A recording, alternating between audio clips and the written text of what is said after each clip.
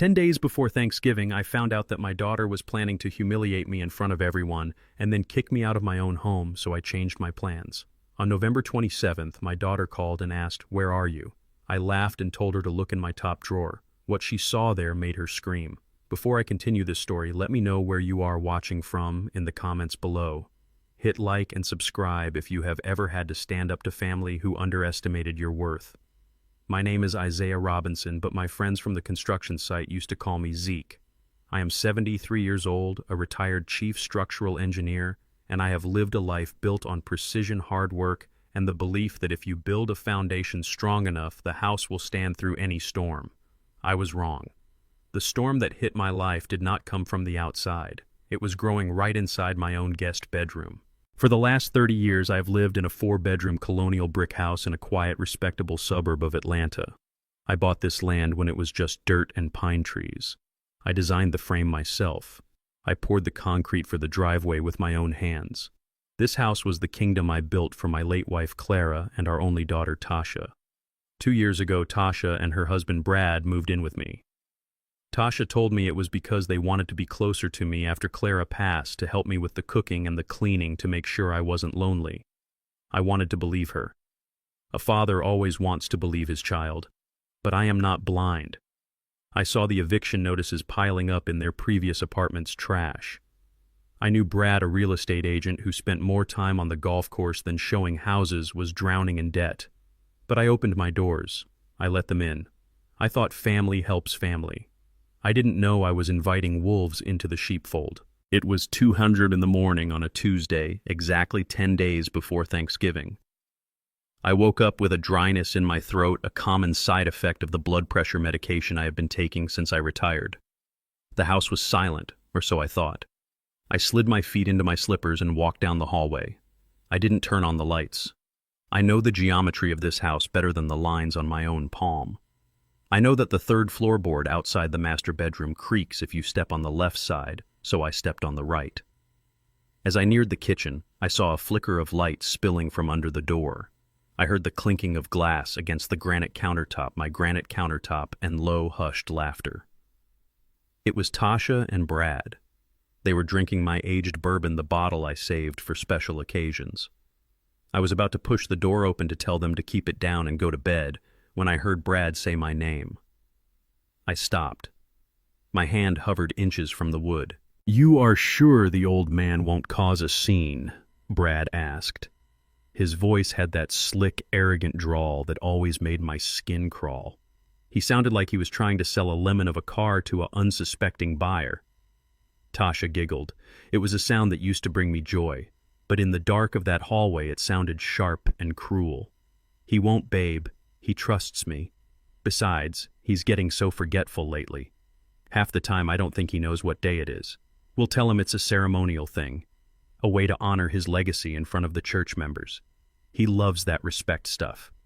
He'll sign the papers right there at the dinner table." I froze.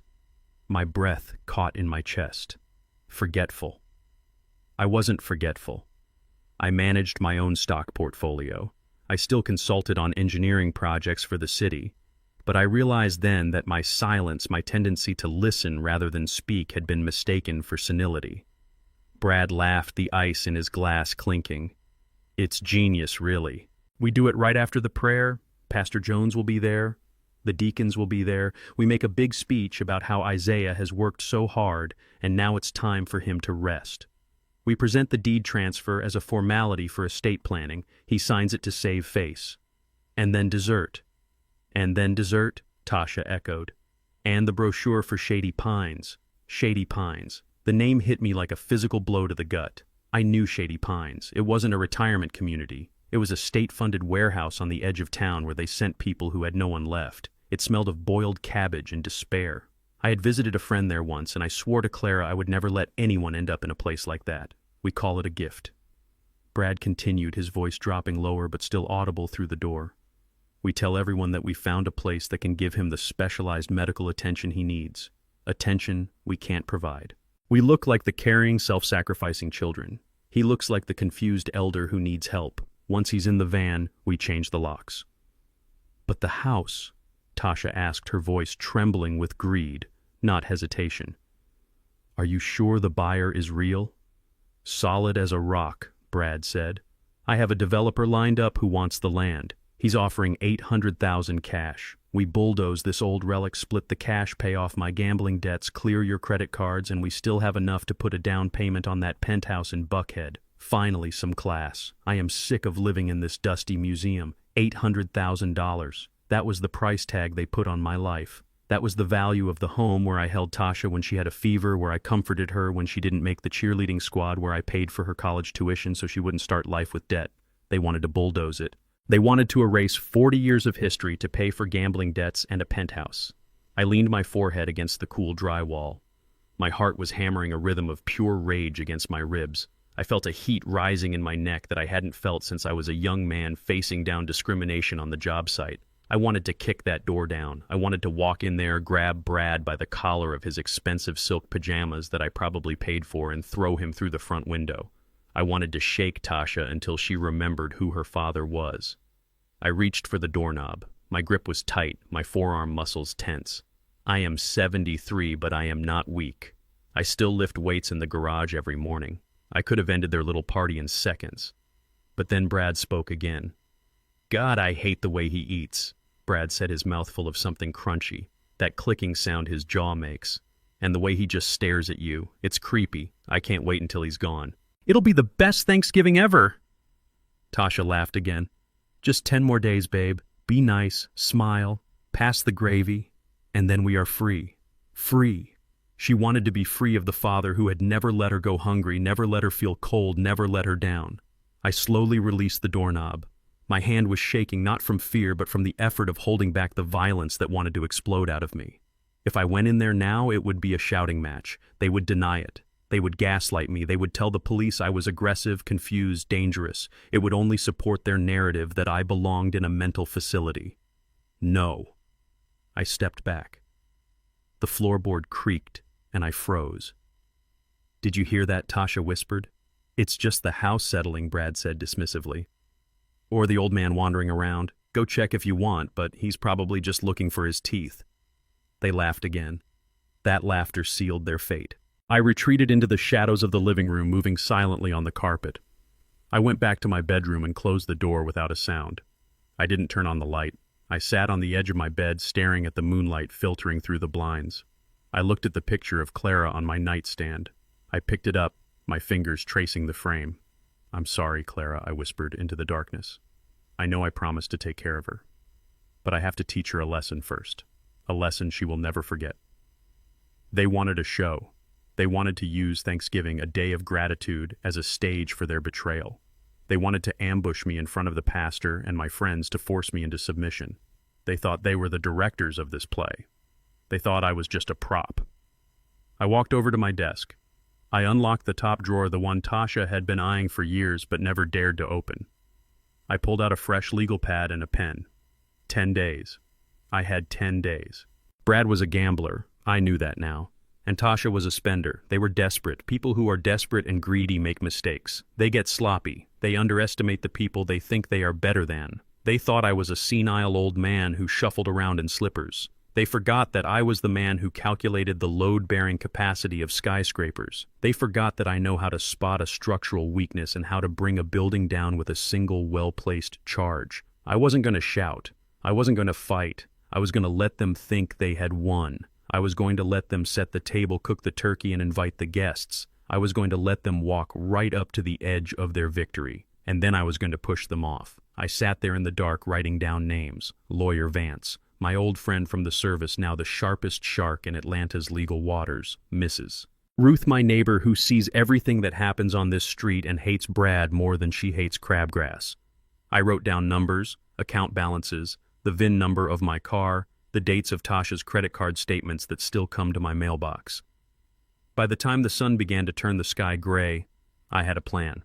I tore the page off the pad, folded it, and placed it in the drawer.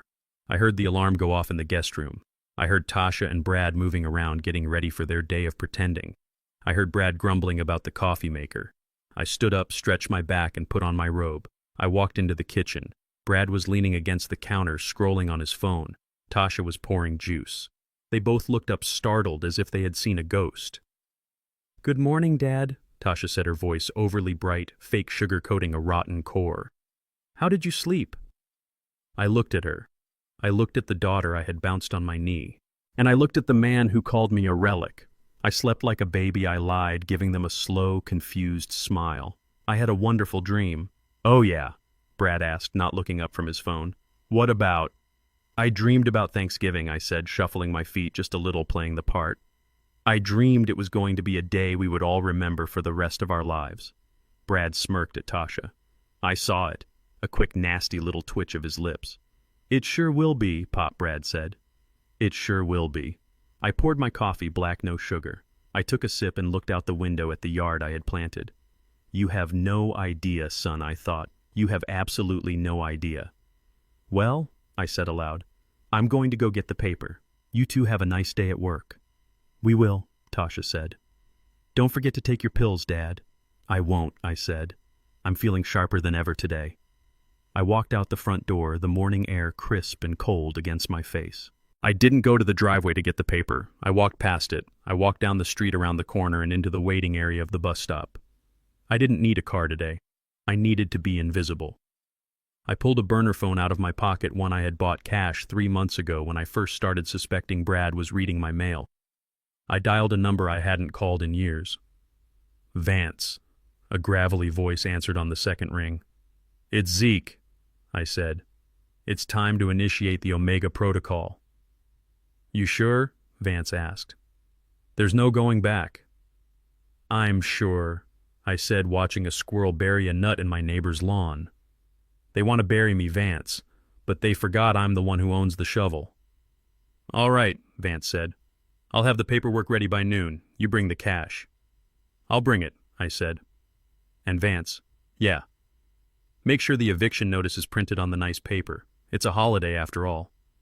I hung up the phone and waited for the bus. The game had begun, and unlike my son-in-law, I never bet unless I know I'm going to win. The sun hadn't even hit the front porch yet, but I was already dressed. I put on my old gray cardigan, the one with the fraying buttonhole near the collar. I chose it carefully. It made me look smaller. It made me look like the kind of man who forgets where he put his glasses. Not the man who spent 40 years supervising the construction of bridges that span the Mississippi. I walked out to the edge of the driveway and looked back at the house. It is a solid structure, brick facade, reinforced foundation.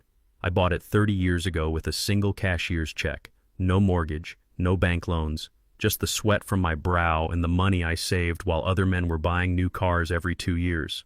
The front door opened and Brad stepped out. He was wearing a suit that cost more than my first car, and he was smiling that smile that never reached his eyes. It was a shark smile, all teeth and appetite. Good morning, Isaiah, he boomed, his voice too loud for the quiet morning air. He always talks to me like I am standing on the other side of a highway. I decided to take you out for breakfast today. Just the men. We need to talk about the big day. I blinked slowly, letting my mouth hang open just a fraction of an inch. I leaned heavy on my cane, even though my leg felt fine today. Breakfast, I repeated, making my voice sound thin and reedy. Is Tasha coming? No, just us, Brad said, clapping a heavy hand on my shoulder. He steered me toward his car, a leased BMW that smelled like new leather and insecurity. We are going to the Gilded Fork. Best eggs in the city. My treat. I suppressed a snort. His treat. The man hadn't paid for a meal in 6 months unless it was with a credit card that was likely maxed out. I got into the passenger seat, moving with exaggerated slowness, groaning a little as I lifted my legs. I saw Brad check his watch, impatience flickering across his face before he smoothed it back into that plastic mask of kindness. The drive was short, but it felt like an eternity. Brad turned on the radio to a station that played nothing but loud, angry talk shows. He didn't ask if I minded, he just started talking over it. So Isaiah, Brad said, merging into traffic without using his blinker. We have everything set for Thanksgiving. Tasha has invited the whole congregation. Pastor Jenkins is coming. The mayor might even stop by. It is going to be a real tribute to you, a celebration of your life. He made it sound like a funeral, a celebration of my life. That is what you say when someone is in the ground, not sitting next to you eating grits. That sounds nice, Brad, I said, staring out the window. Will there be pecan pie? Brad sighed, a short, sharp huff of air through his nose. Yes, Isaiah, there will be pie. But listen, we need to make sure the paperwork is ready for the presentation. You know the surprise we talked about, the deed transfer. It is just a formality like we discussed. It protects the assets from the state taxes. You want Tasha to be safe, don't you? He was using my daughter as a shield. He knew I would walk through fire for that girl even if she had lost her way. He was counting on my love for her to blind me to his greed. I cupped my ear and leaned toward him. What was that, I asked. The taxes on the pie. Brad gripped the steering wheel so hard his knuckles turned white. No, Isaiah. The house. The house. We need to sign the papers on Thanksgiving. Before the pie. Oh, I said, settling back into the seat. The papers. Right. I remember. He relaxed. He thought he had me. He thought my mind was a sieve leaking memories and logic. He didn't know I was recording every word in my head, building a case file just like I used to build safety reports for job sites. We arrived at the restaurant. It was one of those trendy spots with exposed brick walls and menus printed on recycled cardboard. The waiter, a young man with a beard and tattoos up his neck, showed us to a table in the center of the room. Brad ordered for both of us without asking me what I wanted. He will have the oatmeal, Brad said, and I will have the steak and eggs medium rare with the truffle fries. And a mimosa. Make it a double. I hate oatmeal. It reminds me of wet cement. But I nodded and smiled like a good little old man. I watched Brad eat. He ate like a man who was starving for something he couldn't name. He shoved the steak into his mouth, grease shining on his chin. He drank 3 mimosas before I had finished my coffee. He spent the whole meal talking about his big deals, the properties he was flipping, the money he was going to make. Lies. All lies. I had seen his bank statements. I had seen the collection notices he hid in the bottom of the trash can. The man was drowning, and he saw me as his life raft. When the check came, Brad patted his pockets. He frowned. He patted his jacket. He checked his back pocket. Then he looked at me with wide, innocent eyes. It was a performance worthy of daytime television. "Oh no," Brad said. "I must have left my wallet in my other suit. Isaiah, do you have any cash on you? I will pay you back as soon as we get home." I looked at him. I looked at the man who was wearing a watch that cost more than my first truck, asking a pensioner for lunch money. I felt a cold, hard knot of disgust in my stomach. This was the man who wanted to put me in a state home. This was the man who wanted to bulldoze my legacy. I reached into my pocket. My hand shook, not from age, but from the effort of not reaching across the table and slapping him. I pulled out a wad of bills, 1s and 5s mostly. I keep them for the church collection plate. I laid them out on the table one by one, smoothing the wrinkles with my thumb. 1 I counted out loud. 2, 3. People were looking. I saw the waiter glancing over. I saw the couple at the next table stop eating. Brad's face turned a deep shade of red. "Isaiah, just give me the whole stack," he hissed. 4, I said, ignoring him. 5. "Is that enough for the tip, Brad? Or do you need more for the truffle fries?" Brad snatched the money from my hand.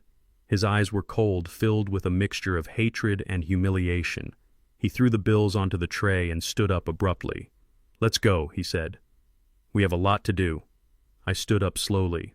I grabbed my cane. As I walked past him, I looked up. I caught his eye. For a second, just a split second, I let the mask slip. I let him see the intelligence in my gaze. I let him see the steel. He blinked, looking confused, like he had seen a shadow move in a dark room. But then I shuffled my feet and hunched my shoulders, and the moment was gone. He drove me home in silence. He dropped me off at the curb and sped away, probably to go gamble or meet his bookie. I watched his car disappear around the corner. I didn't go inside. I walked down the block to the newsstand on the corner. It was a small metal box of a shop run by a man named Mr. Henderson, who had been there as long as I had. "Morning, Zeke," Henderson said, the usual paper. "Not today, Henderson," I said. "I need something else. Do you still sell those prepaid phones? The ones in the plastic packs?" Henderson looked at me. He saw the set of my jaw. He didn't ask questions. He reached under the counter and pulled out a cheap black flip phone. "This will do the trick," he said. "Cash only. No trace." I handed him a $50 bill. "Keep the change," I said. I walked to the park bench across the street. My hands were steady now. I ripped open the plastic packaging and popped in the battery. The phone booted up with a cheerful little chime.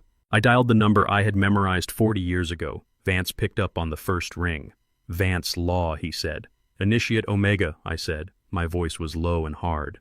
Is it bad? Zeke Vance asked.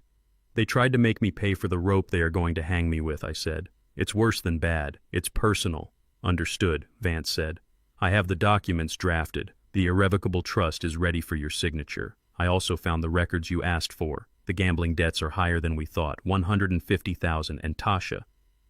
Zeke, she's got $50,000 in credit card debt on accounts linked to your social security number. I closed my eyes. $50,000. She was stealing from me, my own daughter, the girl I taught to ride a bike. Do it, I said. Lock it all down. Move the liquid assets to the Cayman account. And Vance, yes. Get the private investigator on Brad. I want photos. I want timestamps. I want to know what color socks he is wearing when he cheats on my daughter, because I know he is. A man who cheats his father-in-law for lunch money won't be faithful to his wife. Consider it done, Vance said. You have 10 days, Zeke. Can you hold out? I looked at the house down the street, my house, the house where I was going to serve a cold dish of justice instead of turkey. I can hold out, I said. I'm just getting started. I hung up the phone and slipped it into my sock. I stood up and started the long walk back to the house. I had to practice my shuffle. I had to practice my confused smile. I had a role to play, and the curtain was just about to go up. The silence in the house wasn't peaceful. It was the heavy, suffocating silence of a crime scene waiting to be discovered. I watched from behind the living room curtains as Tasha and Brad pulled out of the driveway. They were laughing. Brad was wearing his white polo shirt and those ridiculous plaid shorts he wears when he thinks he looks like a country club member. Tasha had her oversized sunglasses on, the ones that cost more than my first mortgage payment. Bye, Dad. Tasha had yelled from the door 5 minutes ago. We have a huge meeting with a developer in Buckhead. We will be back late. Don't wait up. A meeting. Right. I saw the golf clubs in the back seat of the BMW. I saw the spa gift bag Tasha was trying to hide under her purse. They were going to spend money they didn't have to impress people who didn't care about them while I sat here in the house they were plotting to steal. As soon as the car disappeared around the bend, the old man act dropped from my shoulders like a heavy coat. I straightened my back. The shuffle in my step vanished. I didn't need the cane, but I carried it anyway. It was a good tool for prying things open. I walked straight to the room at the end of the hall. It used to be my study. It was where I drafted the blueprints for the Midtown Bridge. It was where I taught Tasha how to solve quadratic equations. Now it was Brad's office. He kept the door locked. He told me it was because of client confidentiality. He said he had sensitive files in there. I stood before the door. A simple brass knob with a pin tumbler lock. Cheap, standard residential grade. I shook my head. For a man who claimed to be a real estate mogul, Brad didn't know the first thing about security. I didn't need a key. I took a small tension wrench and a paperclip from my pocket. I had straightened the clip out earlier while pretending to read the newspaper. It took me 6 seconds. Click. The knob turned. I stepped inside. The air was stale. It smelled of stale cigar smoke and expensive cologne, a combination that made my stomach turn. The room was a disaster. Papers were scattered everywhere. Takeout boxes littered the floor. This wasn't the workspace of a professional. It was the den of a chaotic mind.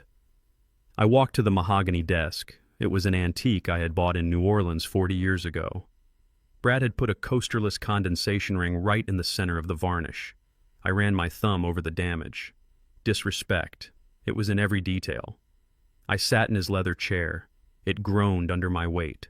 I started with the drawers. The top one was full of golf tees and breath mints. Useless. The second one held a flask of whiskey and a stack of business cards that listed him as a senior vice president of a company that I knew for a fact had gone bankrupt 6 months ago. Then I tried the bottom drawer. Locked. I used the paperclip again. This one was a bit stiffer, but it popped open with a satisfying snap. Inside there was no order. It was just a jammed mess of envelopes. Most of them had the red bold lettering that signifies trouble. Final notice. Past due. Urgent. I pulled the stack out and dumped it onto the desk. My hands were steady, but my heart was hammering a slow, heavy rhythm against my ribs. I started sorting. The first pile was Tasha's. My beautiful, smart daughter. The girl who used to save her allowance to buy me socks for my birthday. I opened a statement from a credit card company I didn't even know she had. The balance was staggering. $12,000. And that was just one card. I opened another. Saks, Fifth Avenue. $4,000. Neiman Marcus, $8,000. I looked at the itemized list: handbags, shoes, spa treatments, dinners at restaurants where a salad costs $30. She was spending money like she was royalty, all while eating my food and living under my roof. The total debt in her name alone was pushing $50,000. She wasn't just broke, she was drowning, and she was trying to use my life jacket to save herself. I felt a tear prick the corner of my eye. I wiped it away angrily. This wasn't the time for grief. This was a reconnaissance mission. I moved to Brad's pile. If Tasha's debt was a leak, Brad's was a damn failure. I found statements from 3 different online gambling sites. The numbers were dizzying. He wasn't just playing poker on Friday nights, he was betting on everything. Horses in Hong Kong, cricket matches in India, high-stakes blackjack at 3 in the morning. Loss, loss, loss. A small win, loss, loss.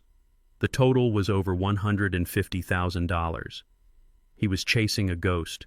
He was trying to win back what he had lost, digging the hole deeper with every click of a mouse. I realized then why he was so desperate to sell my house. He wasn't just greedy, he was terrified. There were other letters in the pile, letters from collection agencies that sounded less like banks and more like broken kneecaps. He owed money to people you don't want to owe money to. I pushed the gambling records aside. My hand brushed against a thick manila envelope at the bottom of the drawer. It looked official. I opened it. Inside was a set of documents that made the blood freeze in my veins. It was a title loan agreement for a 1968 Ford Mustang GT, my Mustang. I bought that car the year Tasha was born. I restored it bolt by bolt. It sits in my garage under a custom cover. I only drive it on sunny Sundays. It is my pride and joy. I flipped to the signature page. There on the bottom line was my name, Isaiah Robinson. But it wasn't my signature. The slant was wrong. The loop on the R was too wide. It was a forgery. A clumsy, desperate forgery. Brad had stolen the title from my filing cabinet. He had forged my name. He had taken out a high-interest loan against my car. If he missed a payment, they would come and tow it away in the middle of the night. I looked at the date. He took the loan out 3 months ago. I checked the payment history attached to the back. Missed, missed, missed. They were coming for my car. Any day now. I slammed my hand down on the desk. The sound echoed through the empty house like a gunshot. The audacity. The sheer, unadulterated entitlement. He looked me in the eye every morning, drank my coffee, and smiled, knowing he had pawned my most prized possession like a cheap watch. But there was one more envelope. It was thin. It looked innocent. It was from a bank I didn't recognize. A local lender, the kind that advertises on billboards with neon signs. I slid the letter out. Notice of default and intent to foreclose. I stopped breathing. The world narrowed down to those words. Property address 4205 Oakwood Lane. My house. This house. The house I paid for with cash 30 years ago. I read the document 3 times. I couldn't make sense of it. How could they foreclose on a house that had no mortgage? Then I saw the addendum, a home equity line of credit, taken out 6 months ago, amount $200,000. Borrower Isaiah Robinson, co-borrower Brad Miller. He had stolen my identity. He had used my social security number, which he probably found in my tax files.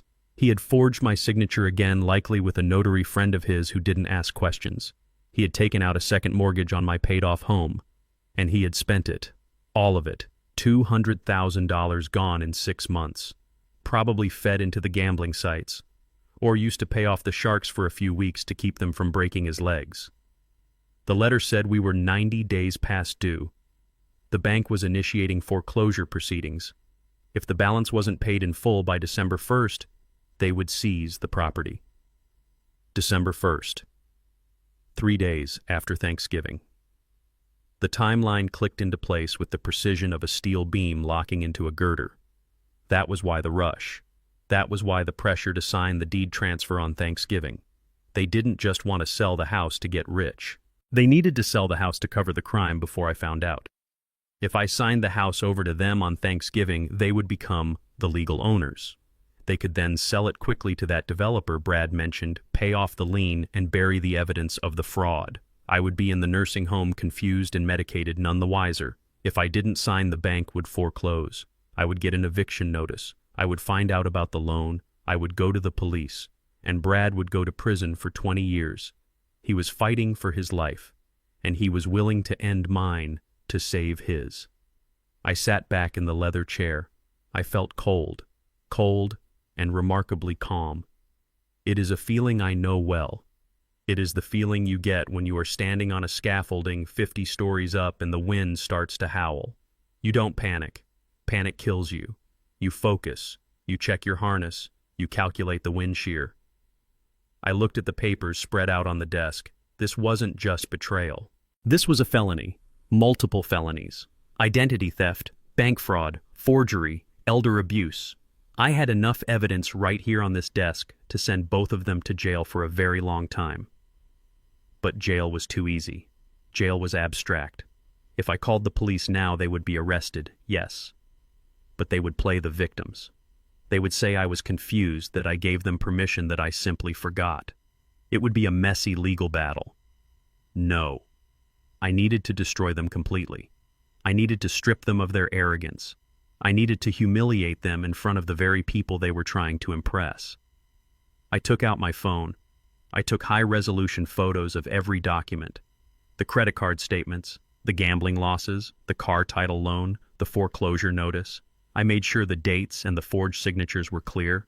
Then I did something difficult. I put everything back. I folded the letters. I stuffed them back into the envelopes. I placed them back in the bottom drawer in the exact order I found them. I locked the drawer with the paperclip. I wiped the desk where my hands had touched the wood. I stood up and looked around the room. I made sure the chair was pushed back to the same angle. I adjusted the blinds. I walked out of the room and locked the door behind me. Click. I went to the kitchen. My hands were dirty from the dust in the drawer. I washed them with dish soap scrubbing until my skin was red. I looked at the calendar on the fridge. Tasha had circled Thanksgiving in red marker. She had written family celebration with a little smiley face. I stared at that smiley face. "You want a celebration, Tasha?" I whispered. "You want a show." I went to the living room and sat in my recliner. I picked up my book, but I didn't read. I stared at the wall, but I wasn't seeing the paint. I was seeing the demolition. I wasn't going to be the victim. I was going to be the wrecking ball. My phone buzzed in my pocket. It was the burner phone. I answered it. "Isaiah?" Vance's voice was sharp. "I did some digging on that developer Brad mentioned, the one offering cash." "Yeah, he doesn't exist, Zeke. It's a shell company. The registered address is a P.O. box in a strip mall. But get this, the name on the registration. Tell me, it's Brad's mother. He's trying to sell your house to his own mother for pennies on the dollar, probably to laundry the asset before the bank seizes it." I laughed. A dry, humorless sound. "Of course he is. It's a family affair." "I also found the loan documents," Vance said. "The forgery is bad, Zeke. A blind man could see it wasn't you, but the bank didn't care. They just wanted the commission." "We have them, Vance," I said. "We have them cold." "We do," Vance agreed. "But we have to be careful. If they find out you know, they might get desperate, dangerous." "I know," I said. "I saw the collection letters. They are cornered animals." "Stay safe, Zeke. Stick to the plan."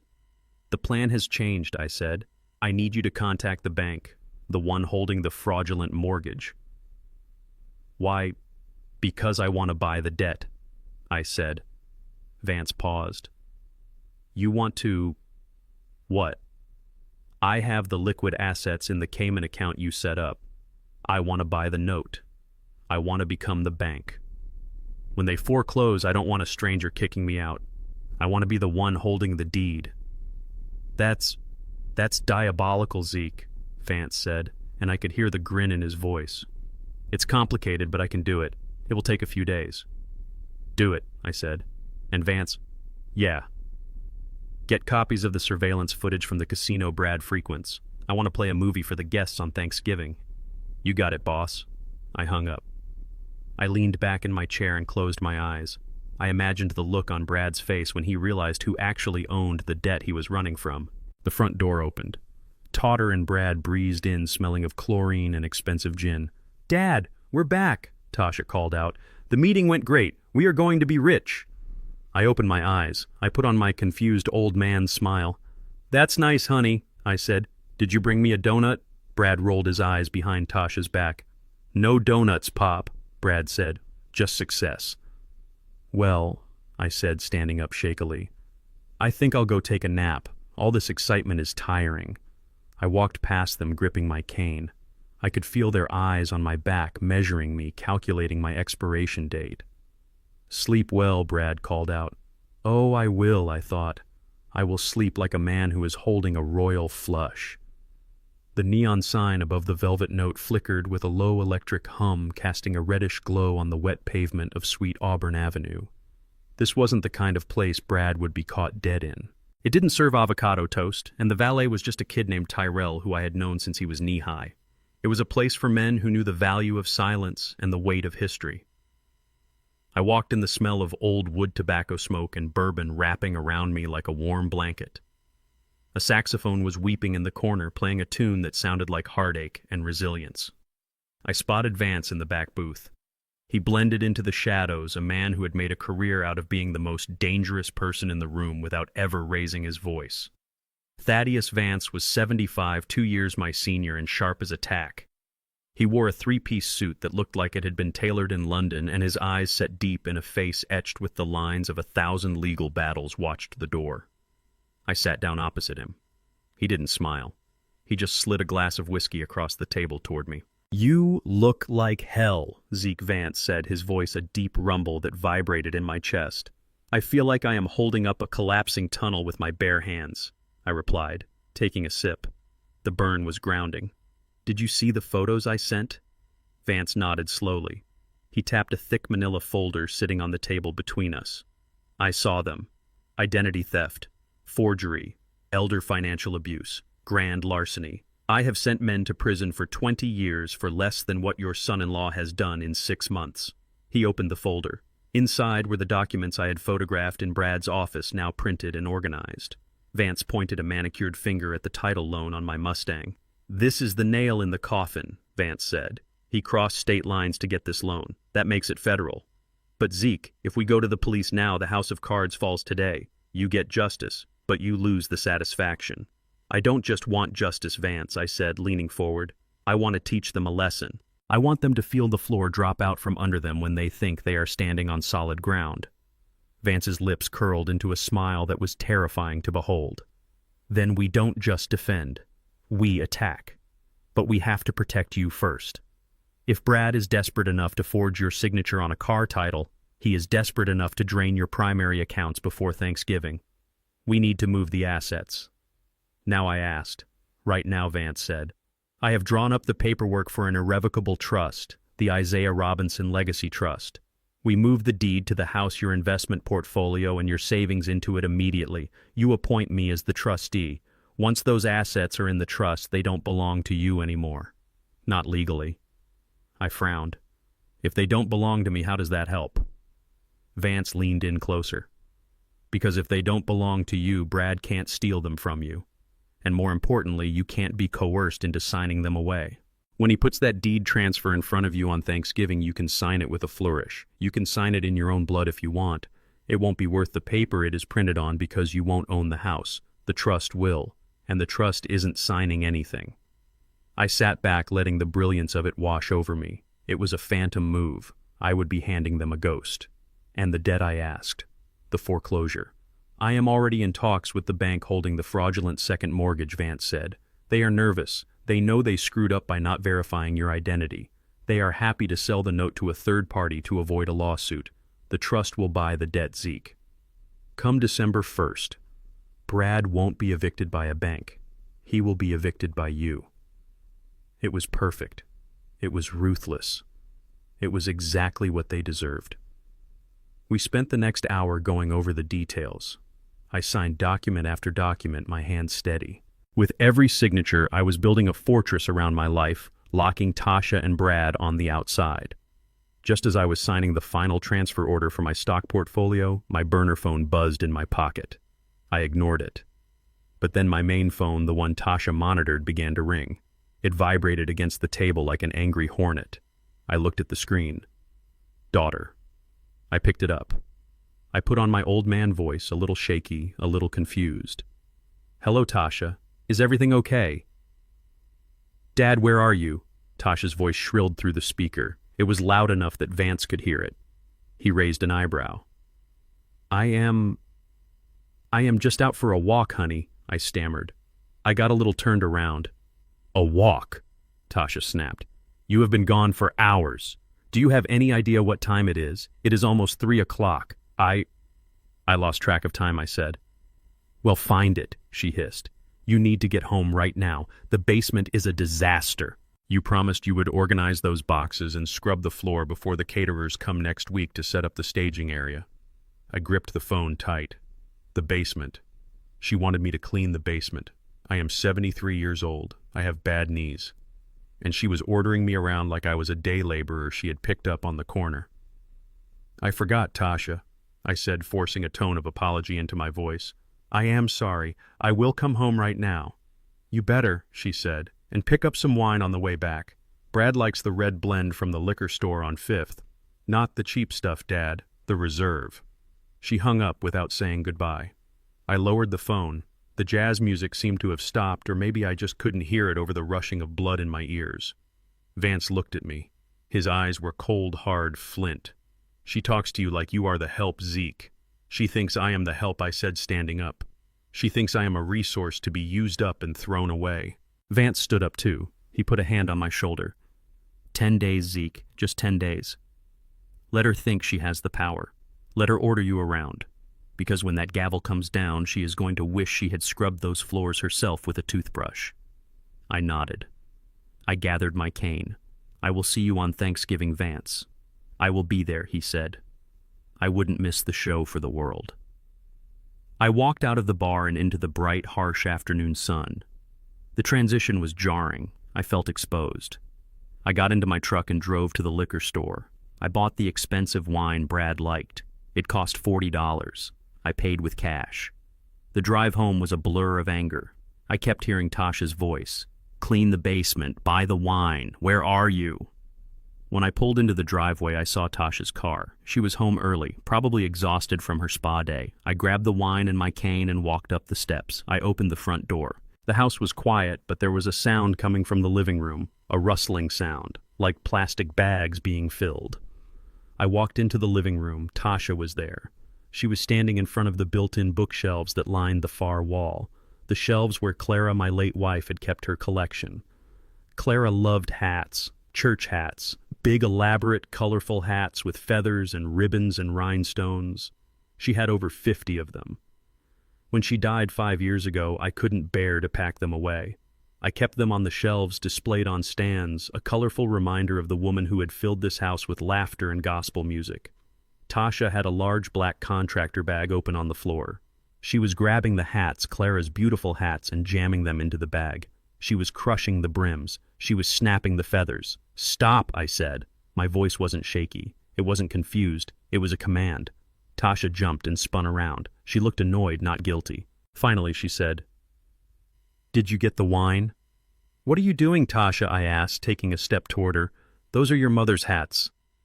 I know, Dad, she sighed, rolling her eyes. But look at this room. It's cluttered. It looks like a thrift store exploded in here. We have important people coming for Thanksgiving. The mayor might come. We can't have these dusty old things taking up space. We need to clear the shelves for the hors d'oeuvres trays. Dusty old things. She was talking about her mother's legacy. She was talking about the crown jewels of a woman who had loved her more than life itself. You are throwing them away, I asked, my voice trembling with a rage so profound it felt like I was vibrating. I am donating them, Tasha said dismissively, turning back to the shelf and grabbing a wide-brimmed purple hat, the one Clara wore the Easter Sunday before she passed, or trashing the ones that are too far gone. Honestly, Dad, it's just stuff. We need the space. She shoved the purple hat into the black plastic abyss. I heard the structure of the hat crunch. It's just stuff. That was the moment. That was the exact second the last tether of fatherly obligation snapped. Up until then, I was angry. I was hurt. But part of me, a small, foolish part, still hoped she would wake up. Still hoped she was just being influenced by Brad. But Brad wasn't here. Brad didn't tell her to destroy her mother's memory. She was doing this on her own. She was erasing us. She was erasing Clara to make room for a tray of appetizers for people she didn't even like. I looked at her hands. They were manicured perfect nails painted a soft pink. Hands that had never done a day of hard labor. Hands that were destroying my heart. I took a deep breath. I forced the red haze in my vision to recede. I couldn't explode, not yet. If I stopped her now, if I saved the hats, she would know I was lucid. She would know I was fighting back. I had to let her do it. I had to let her finish the job. "Okay," I said. My voice sounded dead to my own ears. "Okay, Tasha, you are right. We need the space." Tasha paused. She looked at me surprised by my surrender. She smiled a tight, victorious little smile. "Exactly, Dad. I am glad you are being reasonable for once. It's for the best. Now put the wine in the fridge and go start on the basement. Brad wants to set up the poker table down there tonight." I turned away. I walked to the kitchen. I put the wine on the counter. I stared at the bottle. Reasonable. She thought I was being reasonable. I wasn't being reasonable. I was being strategic. I walked to the basement door. I opened it and stared down into the darkness. "You want space, Tasha," I whispered to the empty air. "I will give you space. I will give you nothing but space." I went down the stairs. I didn't clean. I sat on an old crate in the dark, listening to the sounds of my daughter upstairs, throwing away the last pieces of my wife. I sat there, and I made a promise to Clara. I promised her that every hat Tasha crushed today would cost her everything she owned tomorrow. The plan was set. The trust was signed. The debt was being bought. And now, it was personal. I stood up. I grabbed a broom. I started to sweep. The rhythm of the bristles against the concrete sounded like a countdown. Swish, swish, swish. 10 days. I was going to scrub this floor until it shined. I was going to make this house perfect. I was going to give them the stage they wanted. And then I was going to burn the theater down. The mailman, a young fellow named Marcus, who always had a smile for me, delivered the package at exactly 10 in the morning. I was waiting on the porch in my rocking chair, a blanket draped over my knees to complete the image of the frail old man. I took the stack of envelopes with a trembling hand, thanked Marcus, and waited until his truck turned the corner before I sifted through the junk. There it was. The bait. Vance had outdone himself. The envelope was heavy cream-colored with the logo of a defunct but impressive-sounding life insurance company embossed in gold leaf in the corner. Sterling and Hightower Assurance. It looked like money. It felt like importance. Inside was a letter printed on thick bond paper informing Mr. Isaiah Robinson that a long-term annuity policy purchased by his late wife Clara Robinson 30 years ago was set to mature. The payout date was November 30th, 3 days after Thanksgiving. The amount was $2,150,000. I held the letter in my calloused hands. It was a lie, a beautiful, meticulously crafted lie, but it carried the weight of a sledgehammer. This piece of paper was going to test the structural integrity of my daughter's soul. I already knew the foundation was rotten, but I needed to know if the whole building was ready to collapse. I walked into the kitchen. The house smelled of lemon cleaner and resentment. Tasha was at the counter vigorously scrubbing a stain that wasn't there, muttering about how the caterers needed a pristine surface. Brad was at the table, his head in his hands, staring at a tablet screen that displayed a graph of plummeting crypto prices. The air was thick with their desperation. They were two people drowning in a sea of their own making, looking for a rock to cling to. I shuffled to the table, my cane tapping a slow, uneven rhythm on the hardwood. I let out a heavy sigh, the sound of an old engine struggling to turn over. Mail came, I mumbled, tossing the stack onto the table. Just bills and advertisements. My eyes aren't what they used to be. Can one of you tell me if my Social Security check is in there? Brad didn't even look up. Leave it there, Isaiah. We are busy. Tasha turned, wiping her hands on a dish towel. Dad, I told you the check is direct deposit now. You don't get paper checks. Why do you always forget? I scratched my head, feigning confusion. Oh, right. Direct deposit. I saw this fancy envelope. Thought maybe it was something special from the church. I reached out and poked the cream-colored envelope with my index finger, pushing it just enough so that the gold logo caught the light. Then I turned and shuffled toward the refrigerator, muttering about needing some juice. I had my back to them, but I didn't need eyes to see what happened next. The silence in the room changed. It shifted from the heavy silence of stress to the electric silence of a predator spotting prey. I heard the rustle of paper. I heard the sharp intake of breath. Then a chair scraped against the floor. Holy Mother of God, Brad whispered. What is it? Tasha asked, her voice sharp. Another bill. Look at this, Tasha, look at the number. I poured my orange juice, slowly counting the seconds. 1, 2, 3. Dad. Tasha's voice was different now. It had gone up an octave. It was breathless. Dad, come sit down. I turned around slowly, gripping my glass with 2 hands to hide the fact that they were steady as a rock. What is it, honey? I asked. Is something wrong? Brad was standing now. He was looking at me like I was the second coming of Christ. The contempt that usually coated his face like grease was gone, replaced by a wide, trembling awe. He pulled out my chair for me. He actually pulled out my chair. Sit down, Isaiah, Brad said, his voice trembling. You need to rest your legs. Here, let me take that glass. He took the juice from me and set it down on a coaster. A coaster. The man who ruined my antique desk was worried about a water ring on the kitchen table. Dad, Tasha said, kneeling beside me. She took my hand in hers. Her palms were sweaty. Dad, do you remember a policy Mom bought a long time ago with Sterling and Hightower? I squinted at the ceiling, playing the part. Sterling. Sterling. Sounds familiar. Clara always handled the paperwork. She said something about a nest egg for a rainy day. Is it raining, Tasha? Tasha looked at Brad. Her eyes were wide, the pupils dilated. I saw the greed bloom in them like a dark flower. It wasn't just rain, it was a monsoon of cash. It's pouring, Dad, Brad said, leaning over the table. This letter says the policy matures in 2 weeks. It says there is over $2 million coming to you. I blinked. $2 million? That sounds like a lot of money. Is that enough to fix the roof? Brad let out a hysterical little laugh. Yes, Isaiah. It is enough to fix the roof.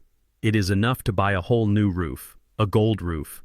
I sat back, letting a vacant smile spread across my face. Well, that's nice. Clara always did look out for us. I guess I can pay you back for the groceries now. Oh, Dad, don't be silly, Tasha said, squeezing my hand so hard it hurt. You don't have to pay for anything. We are family. We take care of each other. That's what families do. Family. The word tasted like ash in my mouth. 10 minutes ago, I was a nuisance who forgot about direct deposit. Now I was the patriarch. Now I was family. Brad was pacing the kitchen now, running a hand through his hair. I could see the gears turning in his head. He was doing the math. $2 million would pay off the gambling debt. It would pay off the forged title loan. It would pay off the fraudulent second mortgage. And there would still be $1.5 million left over for the penthouse and the high life. But he had a problem. The check was coming to me. Isaiah Robinson. And if I deposited it, the bank might ask questions. If I saw the balance, I might wake up. He needed control. He needed it fast. Isaiah, Brad said, stopping his pacing and putting on his most serious business-like face. This is a very complex financial situation. Tax implications. Wire transfers. It can be overwhelming for someone of your generation. I nodded slowly. It does sound complicated. I don't want the IRS coming after me. Exactly, Brad said. You don't want that stress. Tasha and we can handle it for you. We can make sure everything is filed correctly. We just need to make sure the legal framework is in place before the check arrives. The legal framework. He meant the power of attorney. He meant the irrevocable authority to drain my accounts dry. We were talking about that deed transfer on Thanksgiving. Brad continued, his eyes locked on mine. We can just add a few riders to that, a general power of attorney, just so we can deposit this check for you and put it in a safe account, an account that earns interest. For you, of course. For me, of course. That sounds helpful, Brad, I said. I don't want to mess it up. You won't, Pop, Brad said, grinning. We won't let you. Tasha stood up and kissed my forehead. Her lips felt cold. I am so happy, Dad. Mom would be so proud. Why don't you go relax in the living room? I will bring you a snack. Do you want those cookies you like? The ones I said were too expensive. I will go get them right now. I watched her rush to the pantry. She grabbed a box of premium shortbread cookies that she had hidden on the top shelf behind the quinoa. She put them on a plate. She didn't just toss them. She arranged them in a circle. Thank you, honey, I said, taking the plate. You are a good girl. I shuffled into the living room and sat in my recliner. I ate a cookie. It was buttery and sweet, but I could barely taste it over the bile rising in my throat. They were celebrating. They were already spending the money. They thought they had won the lottery. They didn't know the ticket was counterfeit. I spent the afternoon watching TV, pretending to doze off, but I was watching them. I saw Brad make 3 phone calls on the patio, his voice hushed and urgent. He was probably calling the Sharks, telling them the money was coming, telling them to hold off on breaking his legs for just 2 more weeks. I saw Tasha browsing online for luxury cars. She wasn't looking at sedans. She was looking at convertibles, red ones. Night fell. The house was quiet again, but the energy had changed. It wasn't oppressive anymore. It was manic. I went to my bedroom at 9 o'clock. I changed into my pajamas and turned off the light, but I didn't get into bed. I sat in the chair in the corner, put on my headphones, and turned on the receiver for the baby monitor I had hidden in the vent of their bedroom 2 days ago. It was an old model audio only, but the reception was crystal clear. I heard the door to their room close. I heard the rustle of sheets. "Can you believe it?" Brad's voice whispered. $2 million. It saves us, Tash. It literally saves our lives. "I know," Tasha replied. I was shaking when I read it. Mom must have scrimped and saved for decades to pay those premiums. "God bless her cheap soul," Brad laughed. "But listen, we have to be smart. We can't let the old man touch that money. If he deposits it into his regular account, the bank might freeze it because of the foreclosure notice on the house." I smiled in the dark. So he knew the foreclosure was coming. He knew the walls were closing in. "We have to get him to sign the power of attorney on Thanksgiving," Tasha said. "We have to make it ironclad. Vance, that lawyer friend of his, he might sniff around." "Don't worry about Vance," Brad said. "He's just an old drinking buddy.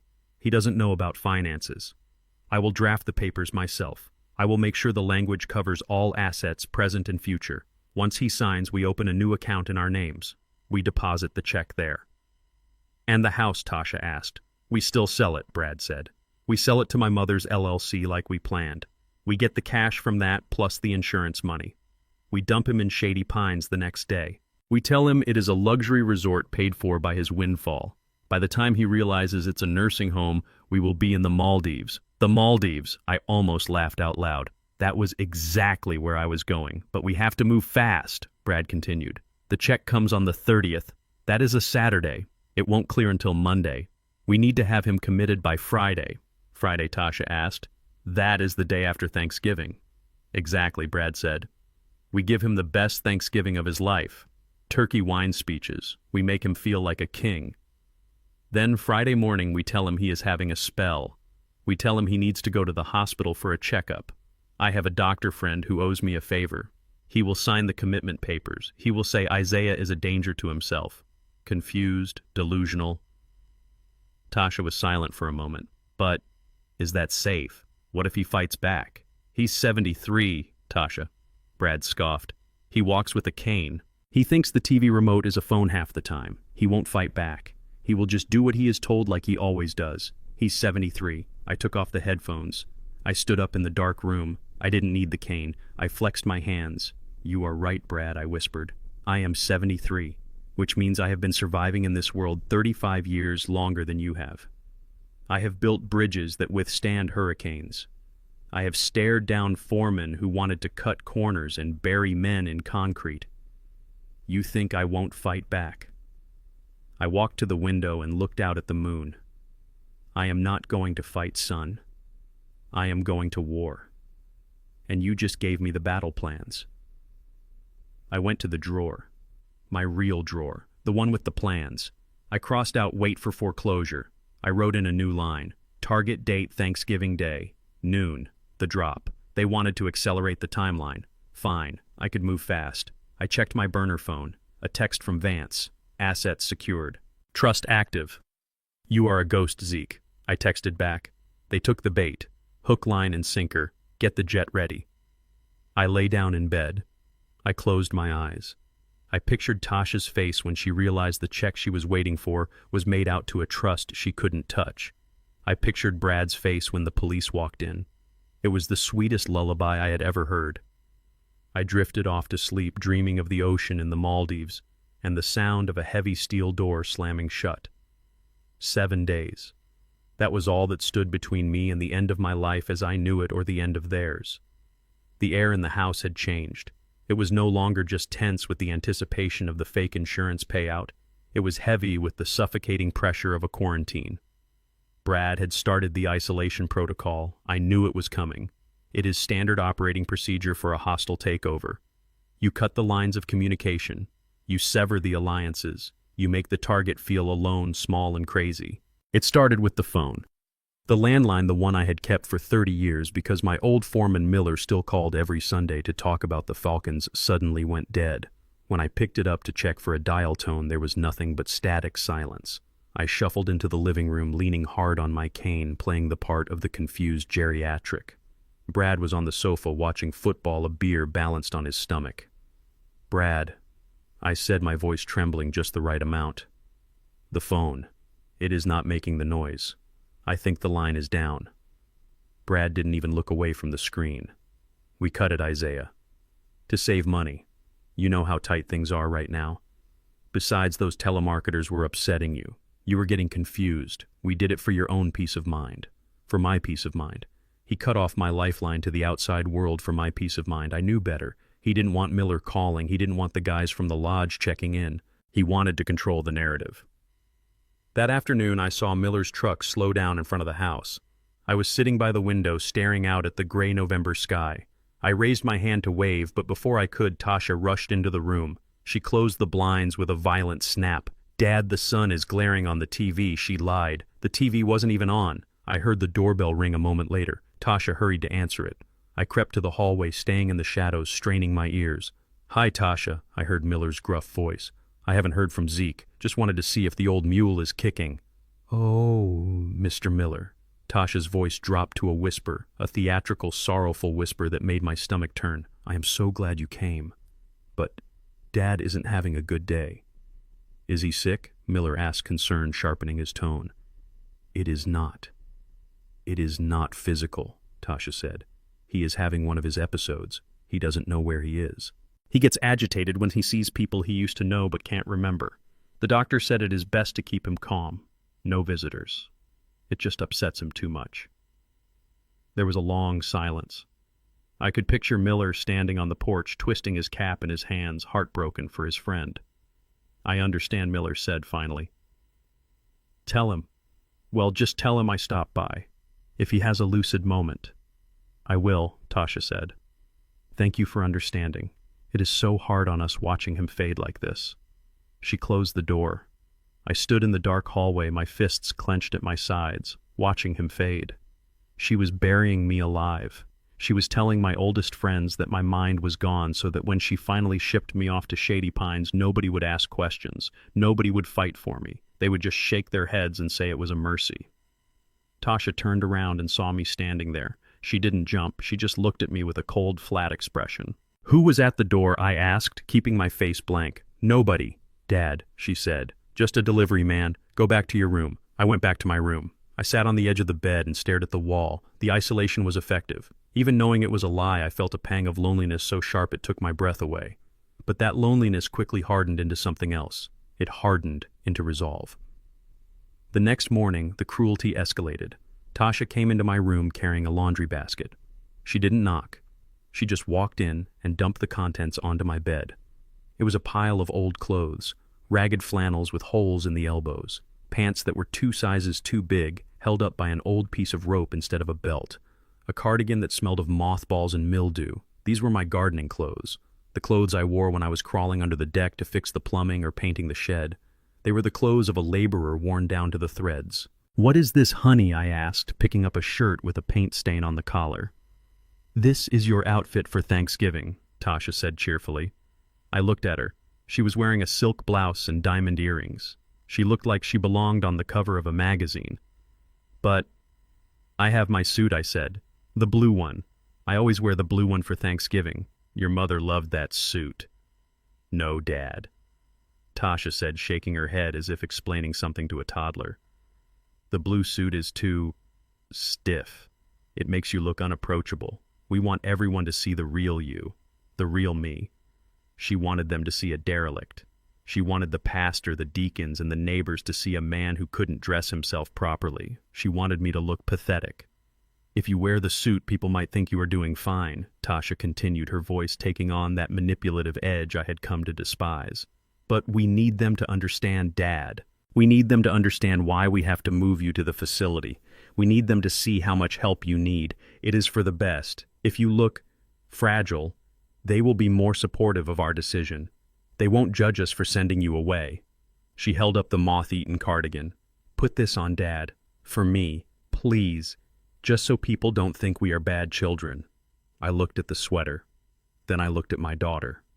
For 35 years, I had told myself that Tasha was easily influenced, that she had a good heart but weak judgment, that Brad was the villain, the puppet master pulling her strings. I told myself she was a victim of his greed just like I was. But looking at her now, holding up a costume designed to strip me of my dignity so she could save face while she stole my life, I realized I had been lying to myself. Brad wasn't here. Brad didn't pick out these clothes. Brad didn't come up with this specific twisted psychological play. This was all Tasha. She wasn't a victim, she was a partner. She wasn't being manipulated, she was calculating. She wanted the money, yes, but she also wanted the absolvement. She wanted to destroy me, but she wanted the community to applaud her for it. She wanted to be the martyr daughter caring for the broken father right up until the moment she locked the door behind me. The realization hit me harder than any physical blow. The daughter I loved, the little girl I carried on my shoulders, was gone. Maybe she had been gone for a long time. In her place was this woman, this stranger with cold eyes and a heart full of avarice. My pity for her died in that moment.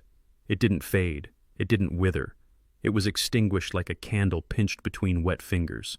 I reached out and took the sweater. The wool was scratchy against my skin. "Okay, Tasha," I said softly. "I will wear it. I don't want anyone to think you are bad children." She smiled. It was a radiant, beautiful smile that didn't reach her eyes. "Thank you, Daddy. You are helping us so much." She left the room, closing the door behind her. I sat there holding the old clothes. I felt a strange sense of calm settle over me. It is the calm that comes when you finally accept the truth, no matter how ugly it is. I didn't have to worry about saving her soul anymore. I just had to worry about saving myself. I waited until nightfall. The house was quiet. Brad and Tasha had gone out to a networking event, which I knew meant drinks and gambling at the underground club downtown. I locked my bedroom door. I went to the vent in the floor, the one under the rug. I pried it open with my pocket knife. Inside, wrapped in a plastic bag, was my satellite laptop, the one Vance had given me. It ran on its own encrypted connection, completely invisible to the home Wi-Fi network Brad monitored. I sat on the floor and booted it up. The screen glowed blue in the darkness. I logged into the offshore banking portal Vance had set up. The interface was clean, sterile, numbers on a screen. I looked at the balance of my liquid assets. It was everything I had saved outside of the trust. My emergency fund. My running away money. I navigated to the transfer page. Recipient Cayman Holdings, LLC. Account number redacted. Amount $500,000. It was a lot of money. It was enough to buy a small house on a beach somewhere warm. Somewhere where the sun shone every day and nobody knew my name.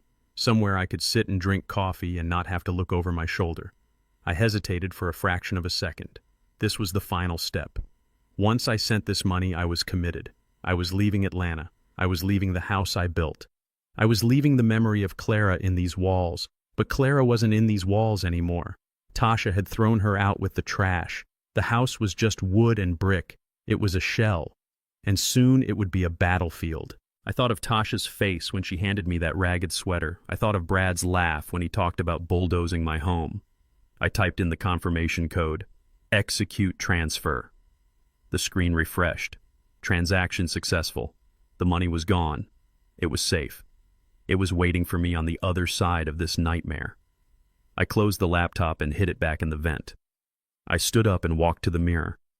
I looked at my reflection. I saw an old man in pajamas. I saw gray hair and wrinkles. But looking closer into the eyes, I saw something else. I saw the man who used to command crews of 200 men. I saw the man who demanded precision and tolerated no weakness in the steel. I picked up the ragged cardigan Tasha had left on the bed. I put it on. I buttoned the mismatched buttons. I looked ridiculous. I looked pathetic. Perfect, I whispered to my reflection. I practiced my hunch. I practiced the vacant stare. If they wanted a show, I would give them a show. I would wear their costume. I would say their lines. I would let them lead me right up to the edge of the cliff. And then, When they reached out to push, I would step aside and watch them fall. 7 days. I lay down on the bed, still wearing the scratchy sweater. It served as a reminder. Every itch, every discomfort was a reminder of why I was doing this. I closed my eyes and listened to the silence of the house. It didn't feel lonely anymore. It felt like the quiet before a demolition charge goes off. I was ready. 5 days remained. The countdown in my head was ticking louder than the grandfather clock in the hallway, the one Tasha had unplugged, because she said the ticking made her nervous. The house had been transformed. It didn't look like the home I built anymore. It looked like a staging area for a magazine shoot. Tasha had hidden my recliner in the garage. She had replaced the family photos with abstract art prints she bought at a discount store. The smell of my pipe tobacco and Clara's lavender potpourri was gone, replaced by the chemical sting of industrial air freshener. Tonight was the dress rehearsal. Brad had invited his parents Richard and Linda Miller over for dinner. They were driving in from their gated community in Buckhead. I had only met them 3 times in the 5 years Tasha and Brad had been married. They were people who wore their money like armor. Richard was a retired car dealership owner who talked loud and tipped low. Linda was a woman who looked at everything, including people, as if she were checking for dust. They arrived at 6 sharp. Richard drove a white Cadillac that took up half the driveway. He stepped out wearing a pastel polo shirt tucked into khaki pants, a gold chain buried in his chest hair. Linda wore a white pantsuit that looked like it would stain if you looked at it too hard. I was sitting on the stiff, high-back chair Tasha had placed in the corner of the living room. She told me to stay there and try not to wrinkle my clothes. I was wearing the ragged cardigan again. It was my costume. It was my shield. "Well, look at this place," Richard boomed as he walked in, not even glancing in my direction. "It has good bones, Brad. Great location. But it needs work. A lot of work." Linda walked around the room, running a manicured finger along the wainscoting I had installed myself 20 years ago. "It feels dated," she said, wrinkling her nose. "Very 1990s. You'll have to gut it, of course." Brad and Tasha were beaming. They looked like 2 dogs waiting for a treat. "Oh, we plan to..." "Mom," Brad said, pouring wine into crystal glasses I had never seen before. "We are going to blow out this wall here. Open concept. Floor-to-ceiling glass. We want to bring the outside in." I gripped my cane. That wall was load-bearing. If they blew it out without reinforcing the header, the second floor would collapse. But I didn't say anything. I just stared at the carpet playing the part of the furniture. They moved to the dining room. Tasha had hired a catering company to drop off the food. She put it on my good china and pretended she had cooked it. Roast beef, glazed carrots, mashed potatoes that looked like clouds. They sat down. Richard at the head of the table, my seat. Brad to his right, Linda to his left, Tasha next to Brad. They left the spot nearest the kitchen door for me, the spot where the draft came in. "Come on," Isaiah Brad called out, snapping his fingers like he was calling a dog. "Soup is on." I shuffled over. I took my seat. No one offered to help me with my chair. I sat down heavily. The table was set with heavy silver cutlery. There was a bowl of butternut squash soup in front of each of us. It was bright orange and steaming hot.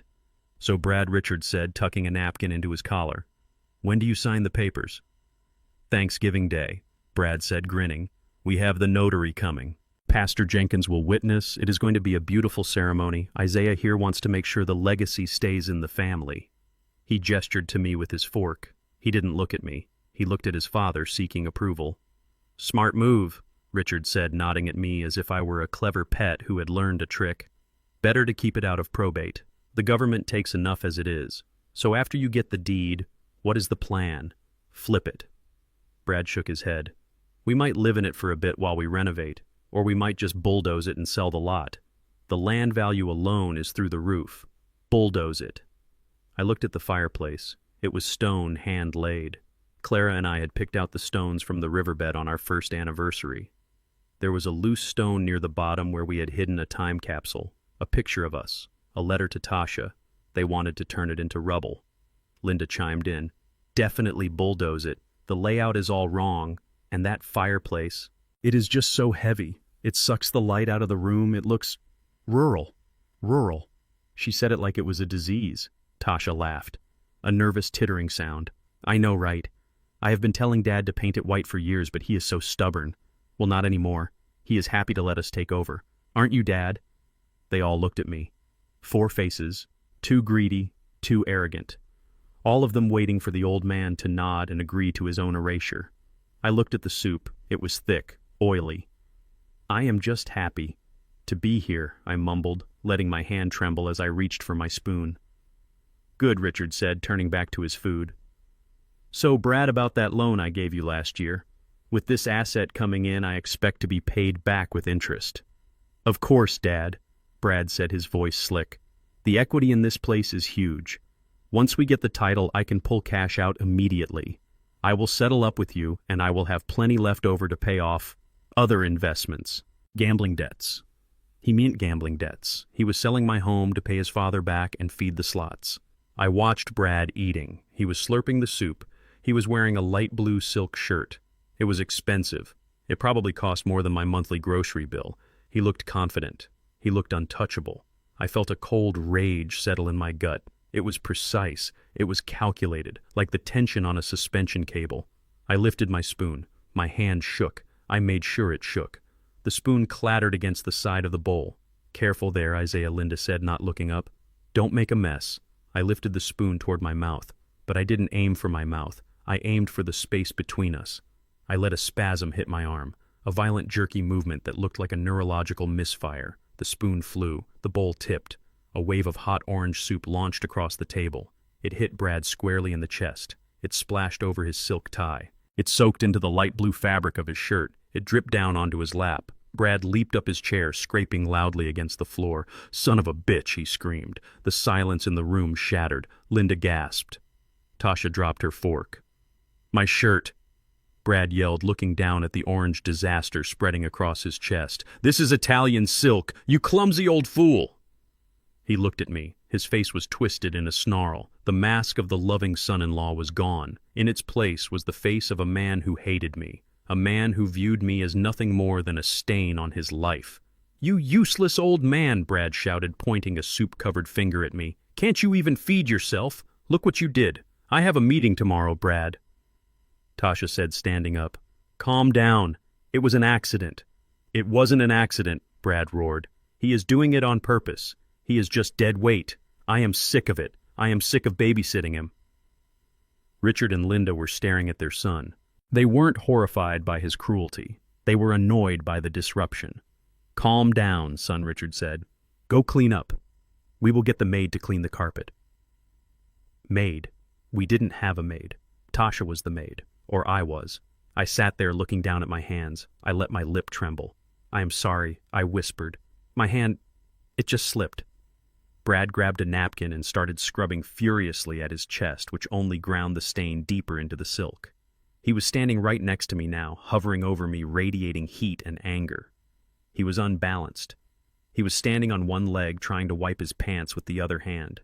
His weight was shifted to his right side. The leg of his chair was right next to my foot. It was a spindly, antique reproduction. Stylish, but structurally unsound if force was applied from the wrong angle. I shifted my boot. Just an inch.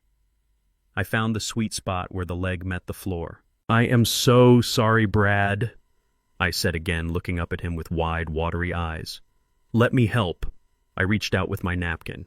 As I did, I hooked my heavy work boot around the leg of his chair, and I pulled, hard. Brad stepped back to avoid my touch. He put his weight on the chair that was no longer where he thought it was. His foot hit empty air. His eyes went wide. For a second he hung there, a look of pure confusion on his face. Then gravity took over. He went down. He didn't just fall. He crashed. He hit the edge of the table on his way down, sending plates rattling and water glasses tipping. He landed hard on his back, his legs tangled in the chair, a bowl of glazed carrots cascading onto his head. Oomph! The sound of the air leaving his lungs was the most satisfying thing I had heard in years. Brad Tasha screamed. Linda shrieked. Richard stood up, knocking over his wine. I sat perfectly still.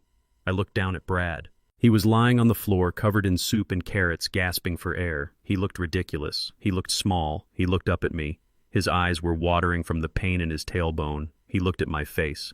I didn't smile. I didn't smirk. But I let him see it again. The clarity. The focus. "Oh my," I said, my voice flat and calm in the chaos. "The floor must be slippery. You really should be more careful, son. Tasha was on her knees trying to help him up. Are you okay, babe? Are you hurt? Get off me, Brad snapped, pushing her away. He groaned as he tried to sit up. My back. I think I cracked a rib.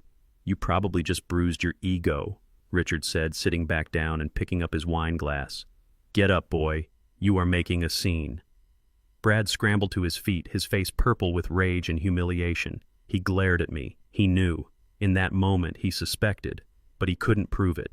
It looked like an accident. It looked like a clumsy old man and a slippery floor. I need to change, Brad hissed. He stomped out of the room, trailing orange droplets behind him. I picked up my spoon. I dipped it into the little bit of soup left in my bowl.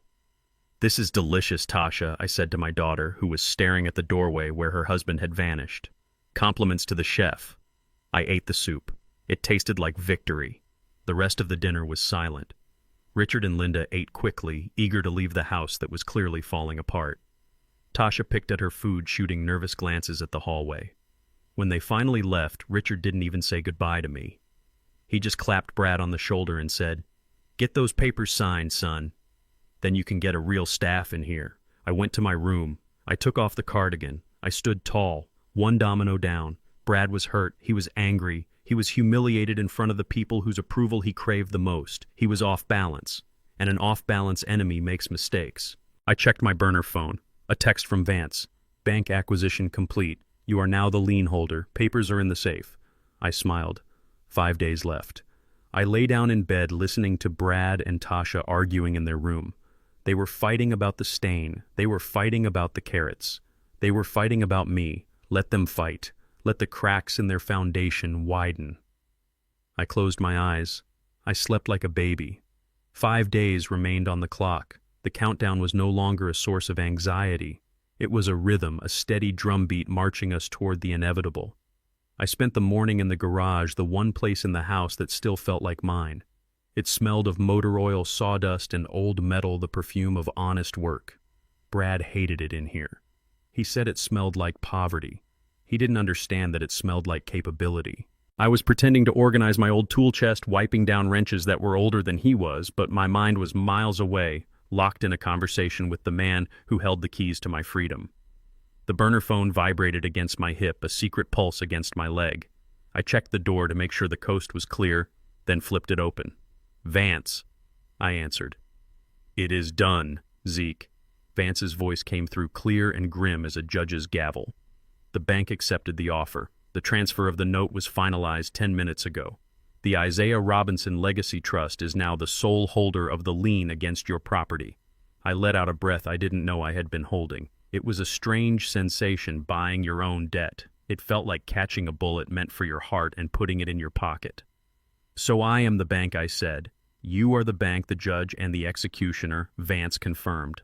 "Technically, since the payments are 90 days past due, you have the right to accelerate the loan and demand full payment immediately. Or you can proceed with foreclosure." And Brad doesn't know. He has no idea. Vance chuckled, a dry, dusty sound. "The bank sent the notification of the transfer to the address on file. But since you control the mail now, or rather since you intercept it before Tasha gets home, he won't see it until it is too late.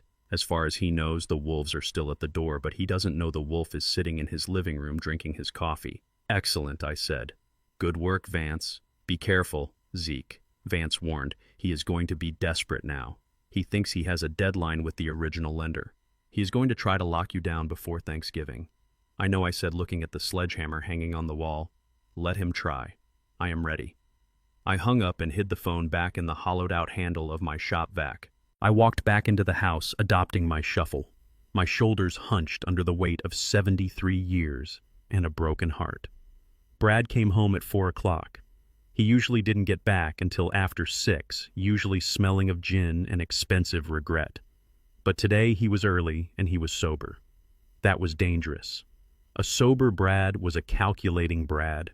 He was carrying a thick leather portfolio under his arm, clutching it tight against his ribs like it contained the nuclear codes. He found me in the kitchen, staring at the microwave as if I couldn't remember how to open it. "Hey, Pop," he said, his voice too loud, too cheerful. It grated on my ears like metal on metal. "Good day." I blinked at him slowly. "The microwave," I mumbled. "I wanted to heat up some Soup, Brad finished for me, patting my shoulder with a condescending rhythm. Don't worry about it. Tasha is bringing dinner. Listen, why don't we go sit in the dining room? I have some paperwork we need to knock out. Paperwork, I asked, letting my lower lip tremble just a bit. Is it about the taxes? I hate the taxes. No, nothing like that, Brad assured me, steering me toward the dining table. It is just boring administrative stuff for the party. You know, liability waivers for the caterers, insurance for the guests. Just standard procedure when you have that many people in a private residence. We don't want anyone tripping and suing us, right? Right, I said. No suing. We sat down. Brad opened the portfolio and pulled out a stack of documents. They were thick, dense, with legal jargon stapled in blue covers. He didn't fan them out. He didn't offer to let me read them. He just flipped to the back page of the top document, planted his finger on the signature line, and handed me a heavy, expensive pen. Just sign right there, Isaiah, he said. Right next to the X. I looked down at the paper. He had folded the top half over so I couldn't see the header. But I didn't need to see the header. I knew what a liability waiver looked like, and it didn't run 30 pages. I knew what catering contracts looked like. This was a general durable power of attorney. I could see fragments of the text peeking out from under his hand. Authority to sell, convey, and encumber real property. Access to all financial accounts. Make medical decisions, including long-term care placement. It was the master key. If I signed this, he wouldn't need to trick me into selling the house. He could do it himself. He could empty my account, sell my stocks, and sign me into Shady Pines before the ink was dry. He could legally become me. This was his Hail Mary. He knew the foreclosure was looming. He knew he couldn't wait for the fake insurance check to clear naturally. He needed total control, and he needed it now. I looked up at him. His face was eager sweat beading on his upper lip. He was trying to look casual, but his eyes were darting around the room like a trapped animal. This is a lot of paper for a party, Brad, I said. My voice thin. It is just legal mumbo-jumbo pop, he said, pushing the pen into my hand. Lawyers right. They get paid by the page. Just sign it so we can get the tent set up tomorrow. I took the pen. It felt heavy and cold. I looked at his hand pressing down on the document, hiding the truth. He thought I was stupid. He thought I was a senile old relic who would do whatever he was told. He didn't know he was handing a loaded gun to the man he was trying to rob. I brought the pen to the paper. My hand started to shake. I didn't have to force it much. The rage simmering in my blood was making my nerves vibrate. I can't steady it, I whined. My arthritis is bad today, Brad. It hurts. Just do your best, Brad urged, his voice tight. It doesn't have to be perfect. Just make a mark. I touched the pen to the paper. I thought about the years I spent perfecting my signature on blueprints, the sharp angular I, the sweeping R. It was a signature that meant safety. It meant integrity. I wasn't going to give that signature to this thief. I let the pen slide. I jerked my wrist. I dragged the tip across the line in a jagged, incoherent scrawl. It looked like a seismograph reading during an earthquake. It looked like a child's drawing of a storm. It was illegible. It bore no resemblance to the signature on my driver's license. It looked nothing like the signature card on file at my bank, and it certainly didn't match the signature I had used on the trust documents with Vance just days ago. I lifted the pen. I looked at the mess I had made. Oh dear, I said. That is messy. Should I do it again? Brad snatched the paper away before I could touch it. He stared at the signature. For a second I saw doubt flicker in his eyes. He knew it was bad. He knew a diligent bank teller might question it. But he was desperate. He was greedy. And arrogance is a blinder that blocks out all warning signs. It is fine, Pop Brad said, exhaling a breath that smelled of mints and anxiety. It is perfect. That will do just fine. He flipped to the next document, and the next. I signed them all the same way. A scratch, a loop, a tremble. I signed away my life with a scribble that meant absolutely nothing. When the last page was signed, Brad closed the portfolio with a snap. He looked like he had just won the Super Bowl. He looked like a man who had just escaped the gallows. Thanks, Isaiah, he said, standing up and tucking the folder under his arm. You really helped us out. Now we can focus on the turkey. He walked toward his office, his step light, his posture erect. He was practically skipping. He was going to go put that document in his safe. He was going to sleep soundly tonight, thinking he had the power to destroy me. I sat at the table for a moment longer. I watched his retreating back. I saw the confidence in his stride. You poor fool, I whispered to the empty room. He didn't check, he didn't verify, he didn't bring a notary, he just assumed that because he held the paper, he held the power. He didn't know that the power of attorney he just fought so hard to get was useless. Even if the signature had been perfect, it wouldn't have mattered. The house wasn't mine anymore. The money wasn't mine anymore. It all belonged to the trust. He had just tricked me into giving him the keys to an empty vault.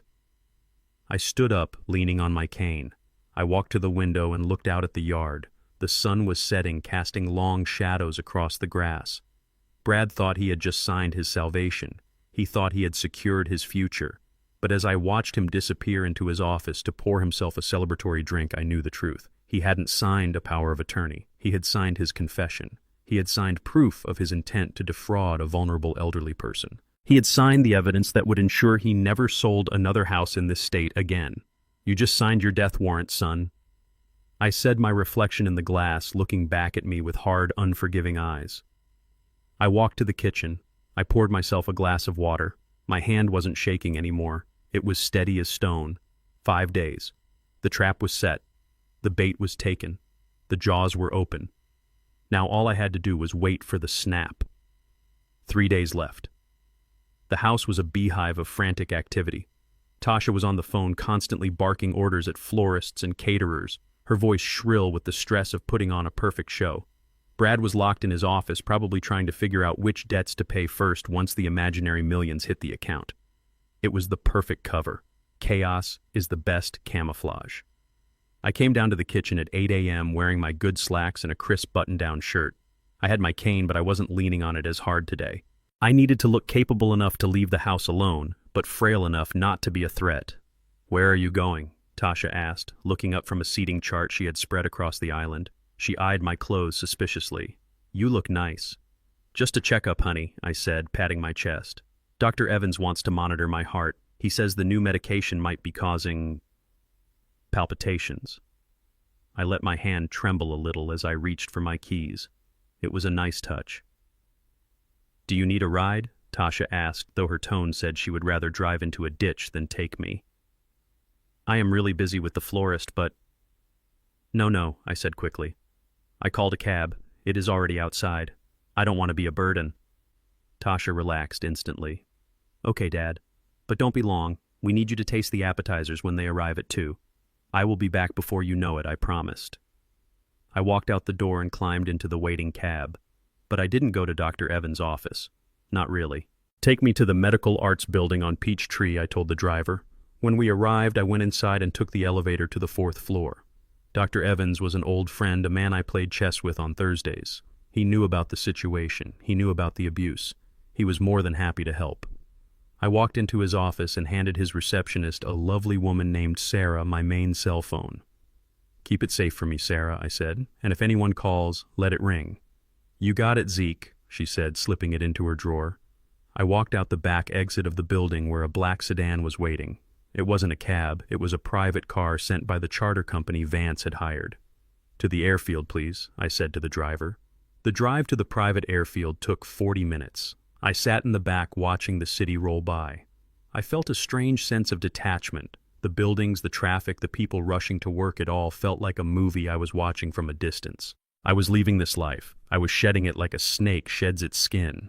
When we pulled up to the tarmac, the jet was waiting. It was a sleek silver bird engines already humming. A man in a pilot's uniform was waiting by the stairs. "Mr. Robinson," he said, extending a hand. "Welcome aboard. We are all set for the Thursday morning departure. We just need to finalize the manifest and get your signature on the flight plan." I walked up the stairs and into the cabin. It smelled of leather and fresh coffee. It was luxurious. It was excessive. It was exactly the kind of thing Brad would kill for. I sat in one of the plush seats and looked out the window. I could see the Atlanta skyline in the distance. Somewhere in that sprawl of concrete and glass, my daughter was planning my demise. She was picking out flowers for the party where she intended to strip me of everything I owned.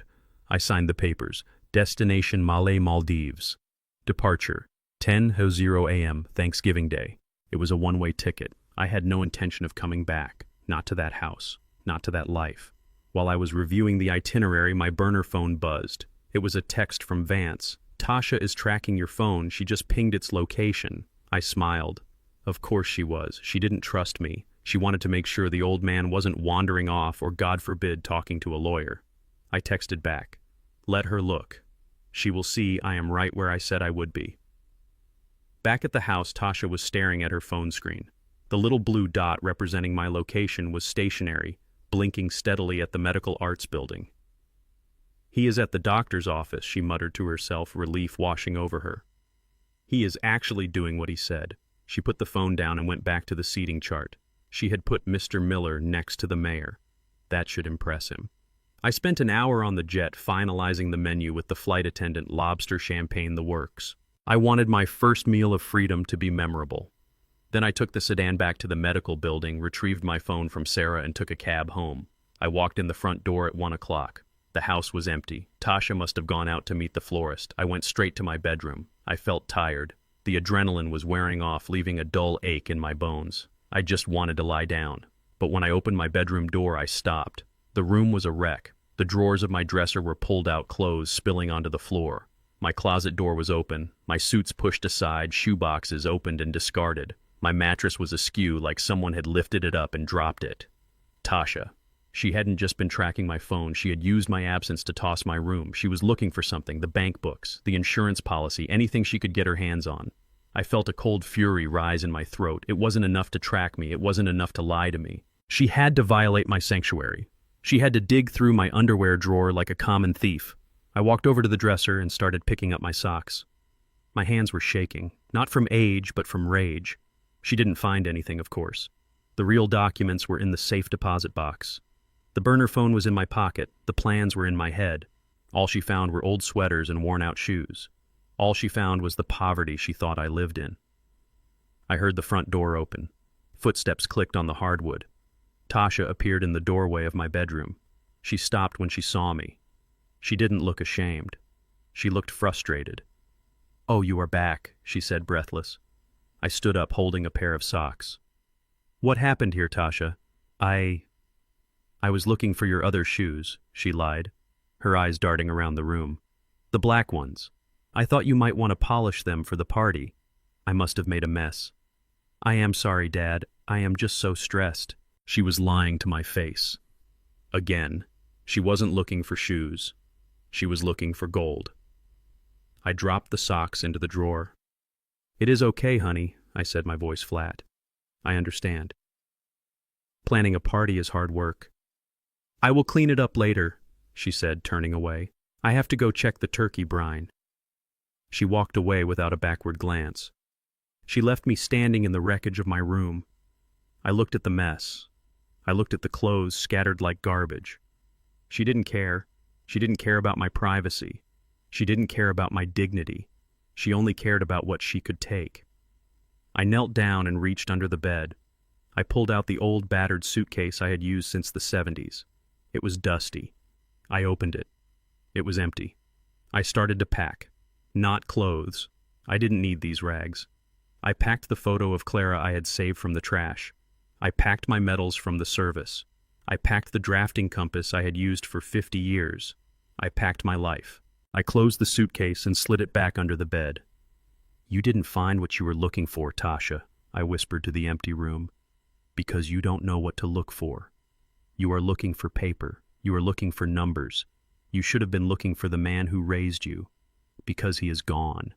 And the man who is left is about to bring the roof down on your head." 3 days. I sat on the edge of the bed and waited for the sun to go down. The shadows lengthened across the floor, covering the mess Tasha had made. It didn't matter. None of it mattered anymore. I was already gone. 3 days left on the clock, and the house felt less like a home and more like a bomb shelter waiting for the air raid sirens to start. The silence of the previous days had been replaced by a new frantic energy that vibrated in the walls. It was the sound of desperation. Tasha and Brad were unraveling. I watched them from my chair in the corner of the living room, my hands resting on my cane, my face a mask of benign confusion. But behind my eyes, I was recording every twitch, every hushed argument, every bead of sweat on my son-in-law's upper lip. The phone calls had started at dawn. Not the polite business-like calls Brad used to take in his office with the door closed. These were different. These were calls he took in the hallway, pacing back and forth like a caged tiger, his voice a harsh whisper that carried through the house. "I told you it is coming," Brad hissed into his cell phone, his back turned to me. "Thursday. The funds clear on Thursday. I need 48 hours. Just give me 48 hours."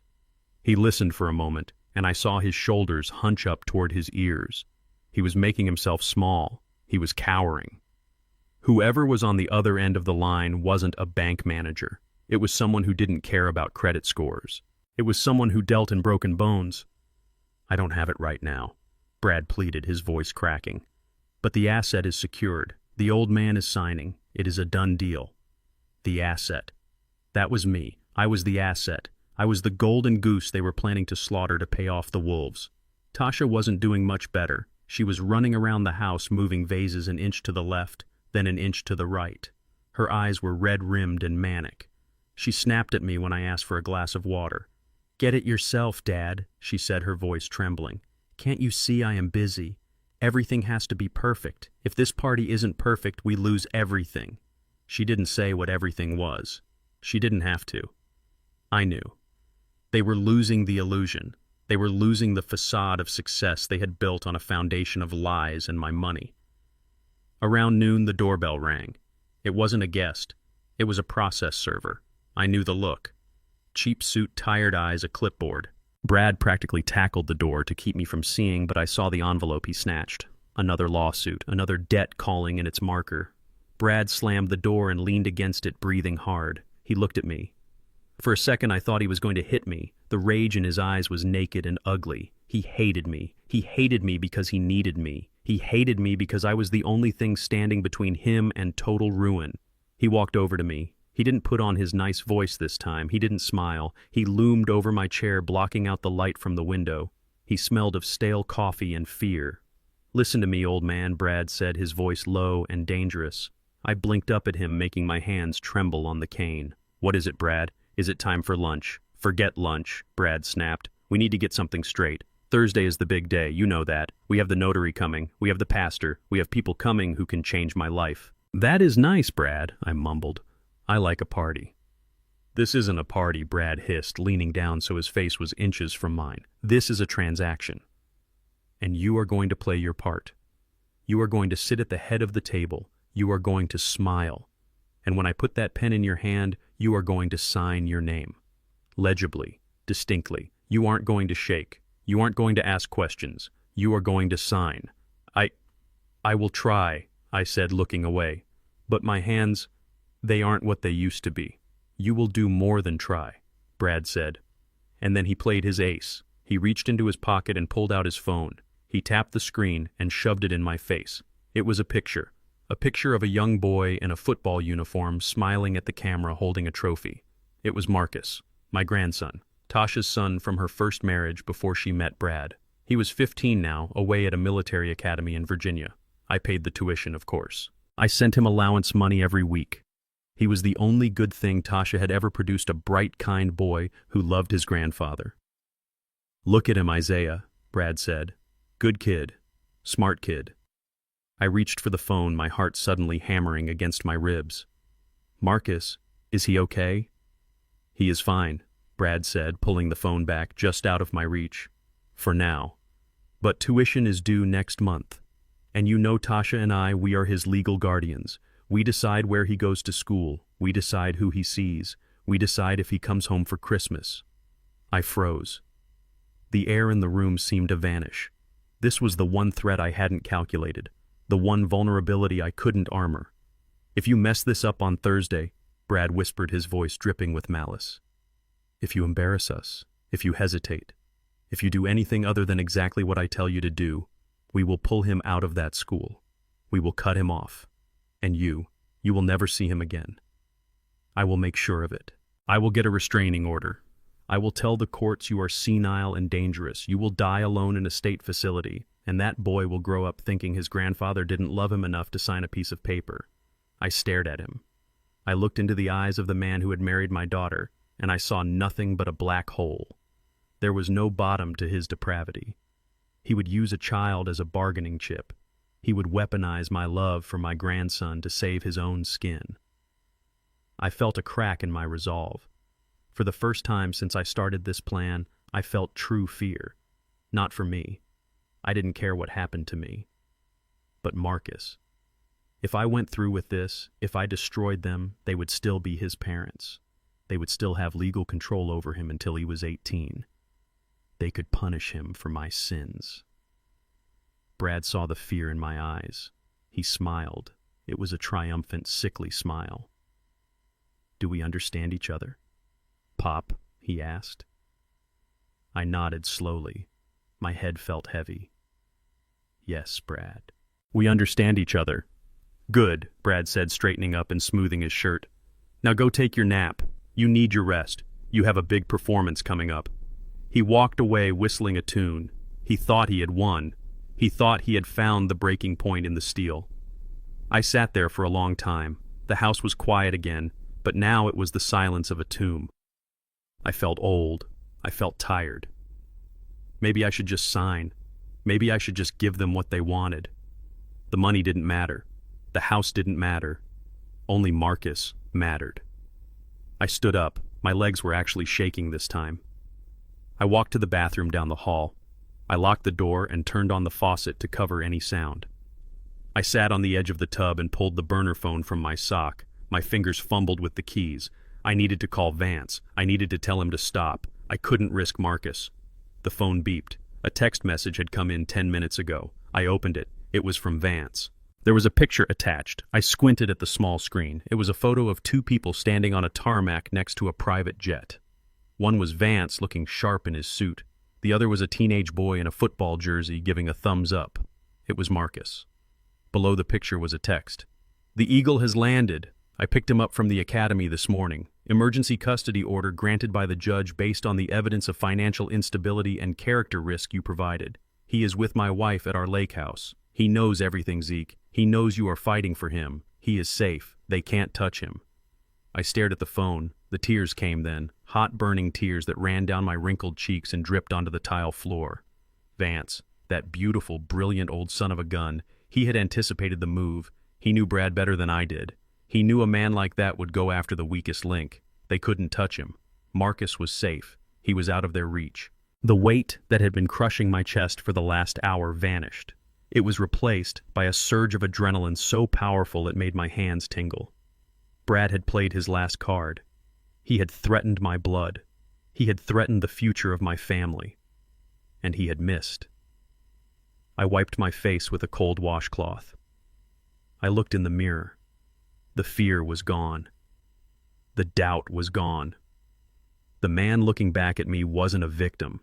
He was a general who had just received word that his reinforcements had arrived. Brad thought he had leverage. He thought he had a hostage. He was going to walk into that dining room on Thursday thinking he was holding a gun to my head. He didn't know the gun was empty. I unlocked the bathroom door. I walked out into the hallway. I walked with a purpose. I didn't shuffle. I didn't limp. I found Brad in the kitchen. He was drinking a glass of water, his hand shaking slightly. The stress was eating him alive even with his arrogance. He turned and saw me. He frowned. "What do you want, Isaiah?" he asked. "I told you to go nap." I looked him up and down. I looked at the sweat stains on his collar. I looked at the fear behind his eyes. "I just wanted to tell you, Brad." I said, my voice steady and strong, dropping the quiver I had used for weeks. What Brad asked, looking confused by the change in my tone. "I wanted to tell you not to worry," I said. I stepped closer to him, invading his space. I looked him dead in the eye. "You are worried about Thursday. You are worried about the guests. You are worried about the signature." Brad stepped back, unsettled. "Yeah, so what?" "Don't be," I said, allowing a slow, cold smile to spread across my face. It wasn't a nice smile. It was the smile of a wolf who has just cornered a rabbit. "I am going to give you a performance, Brad. I am going to give you a show that you and Tasha will never ever forget. It is going to be the performance of a lifetime." Brad stared at me. He opened his mouth to speak, but nothing came out. He looked at me like he had never seen me before. For a second, the veil lifted. He saw the intelligence. He saw the power. But then denial kicked in. He blinked. He shook his head.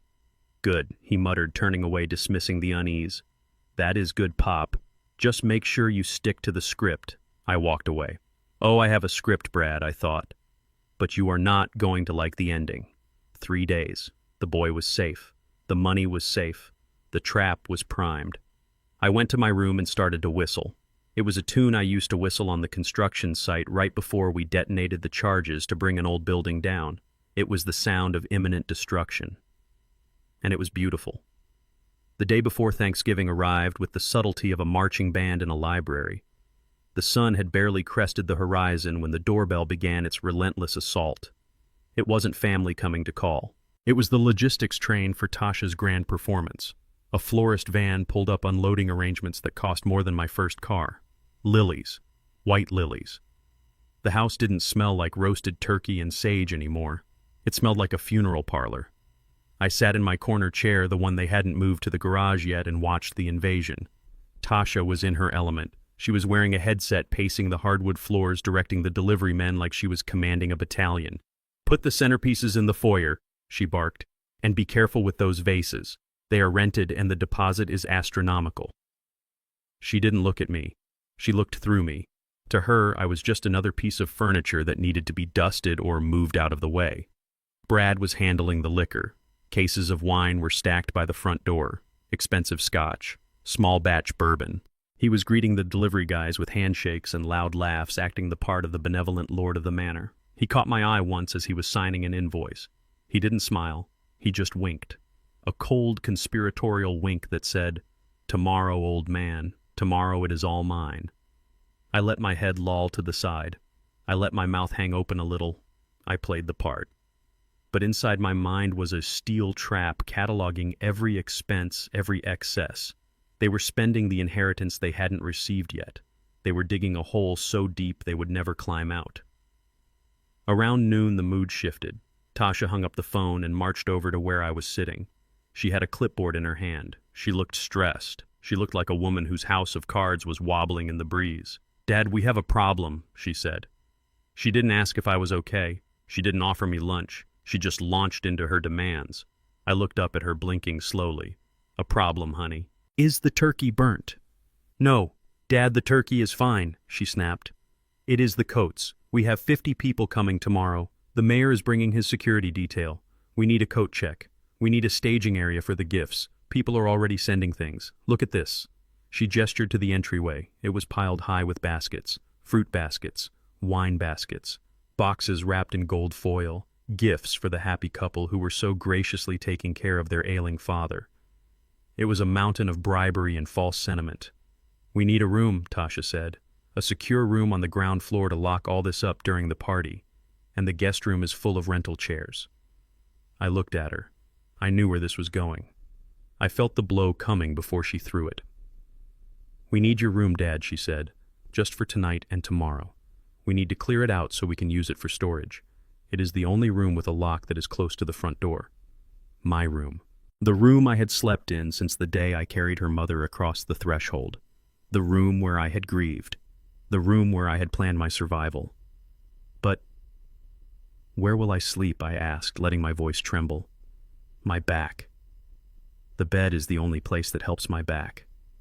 Tasha sighed, a long, exasperated sound that grated on my nerves. "It is just for one night, Dad.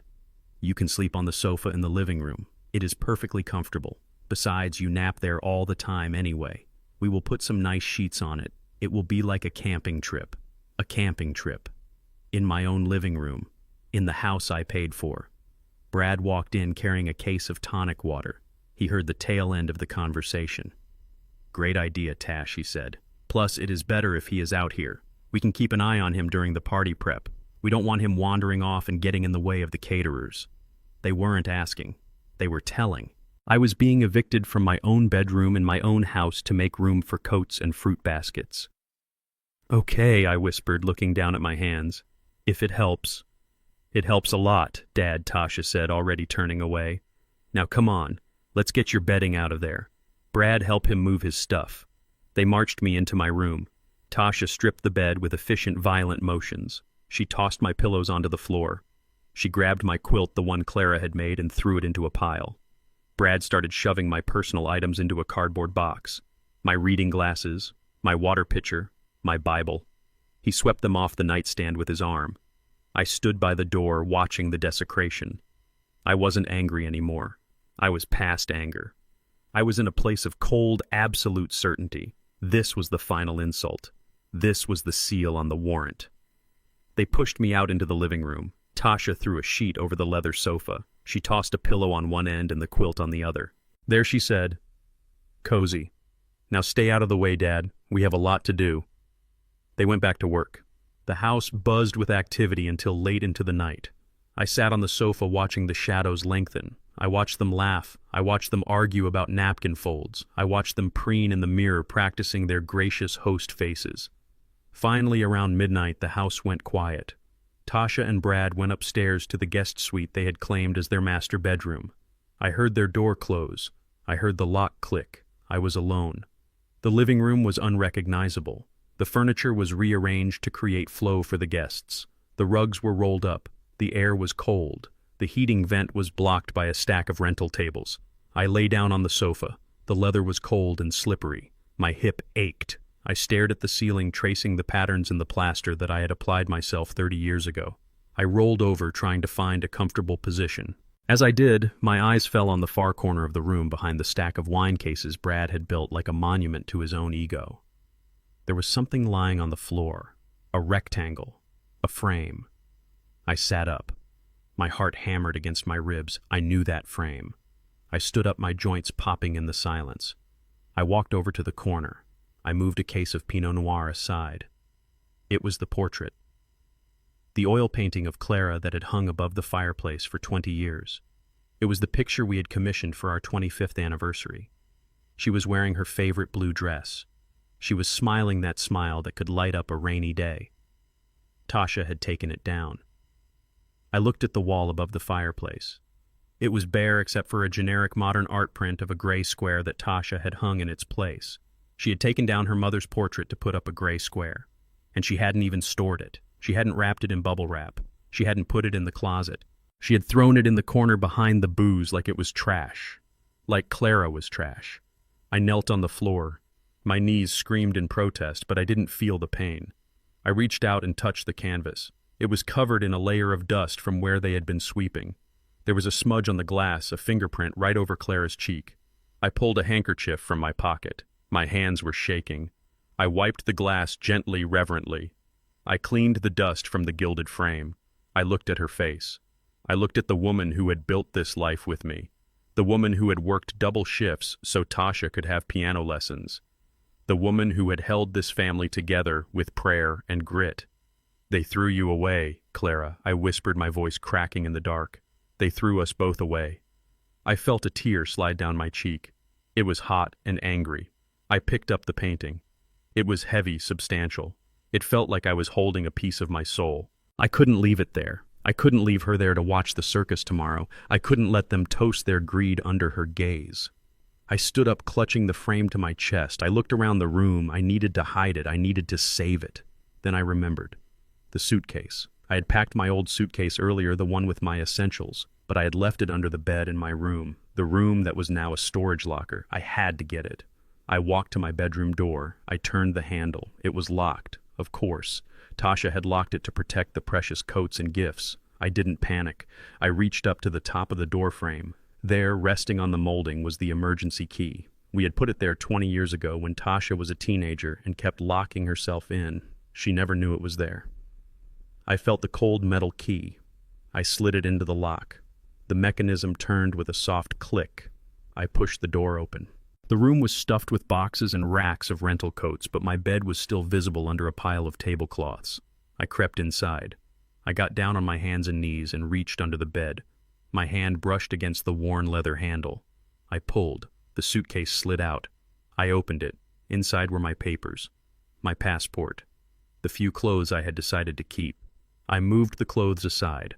I placed Clara's portrait face down in the center of the suitcase. It fit perfectly, as if the bag had been made for it.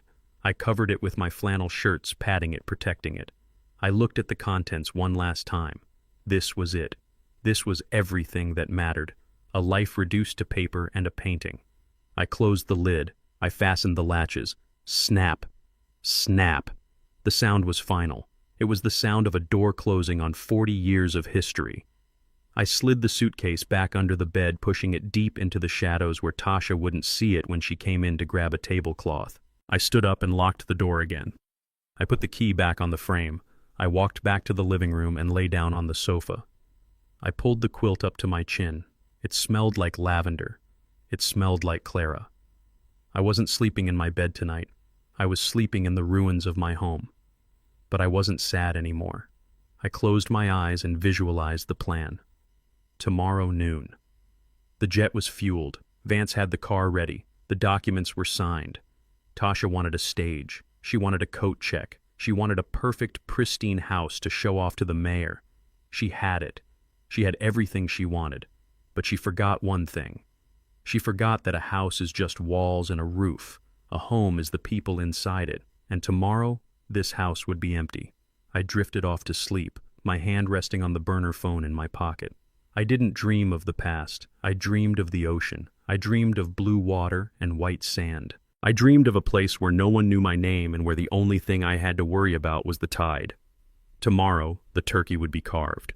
Tomorrow, the wine would be poured. And tomorrow, the hammer would fall. Thanksgiving morning broke with a sky the color of bruised iron.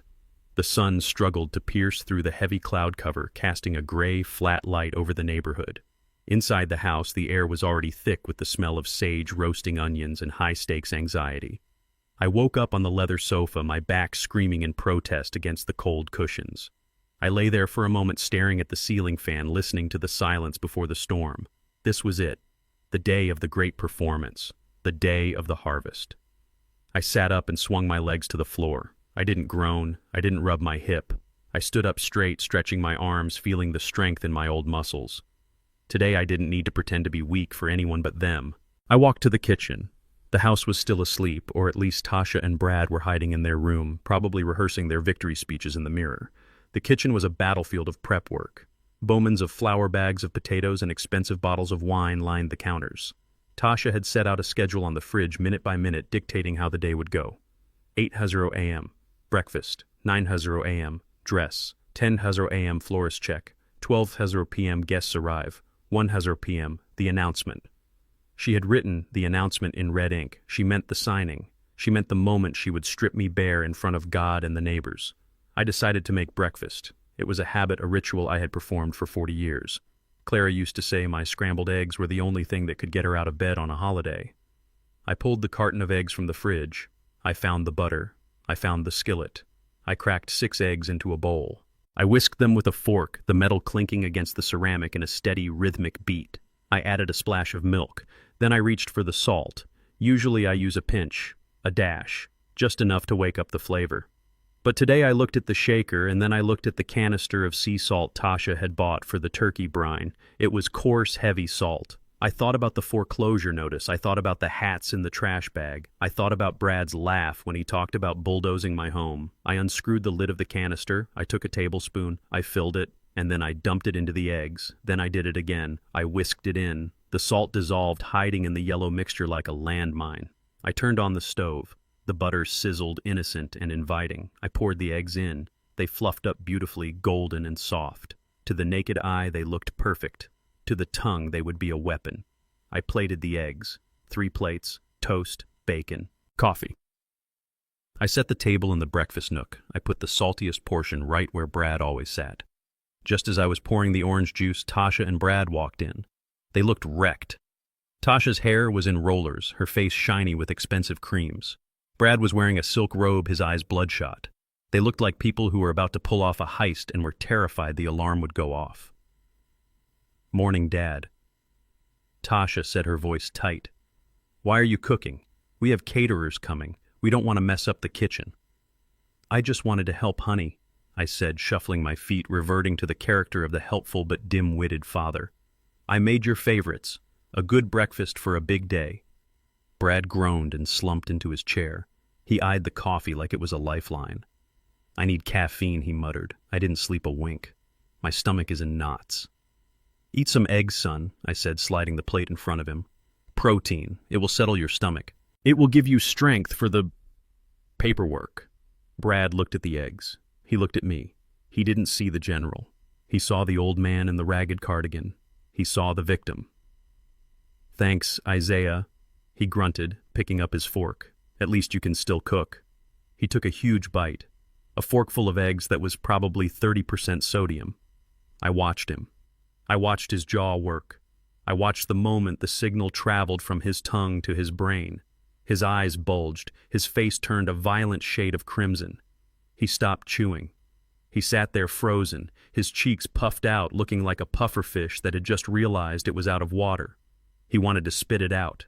I saw the impulse twitch in his throat. He wanted to scream. He wanted to throw the plate at the wall. But he couldn't. If he screamed, he would ruin the mood. If he threw a fit, he might upset Tasha, who was already vibrating with stress. If he attacked me, he might scare me into not signing the papers.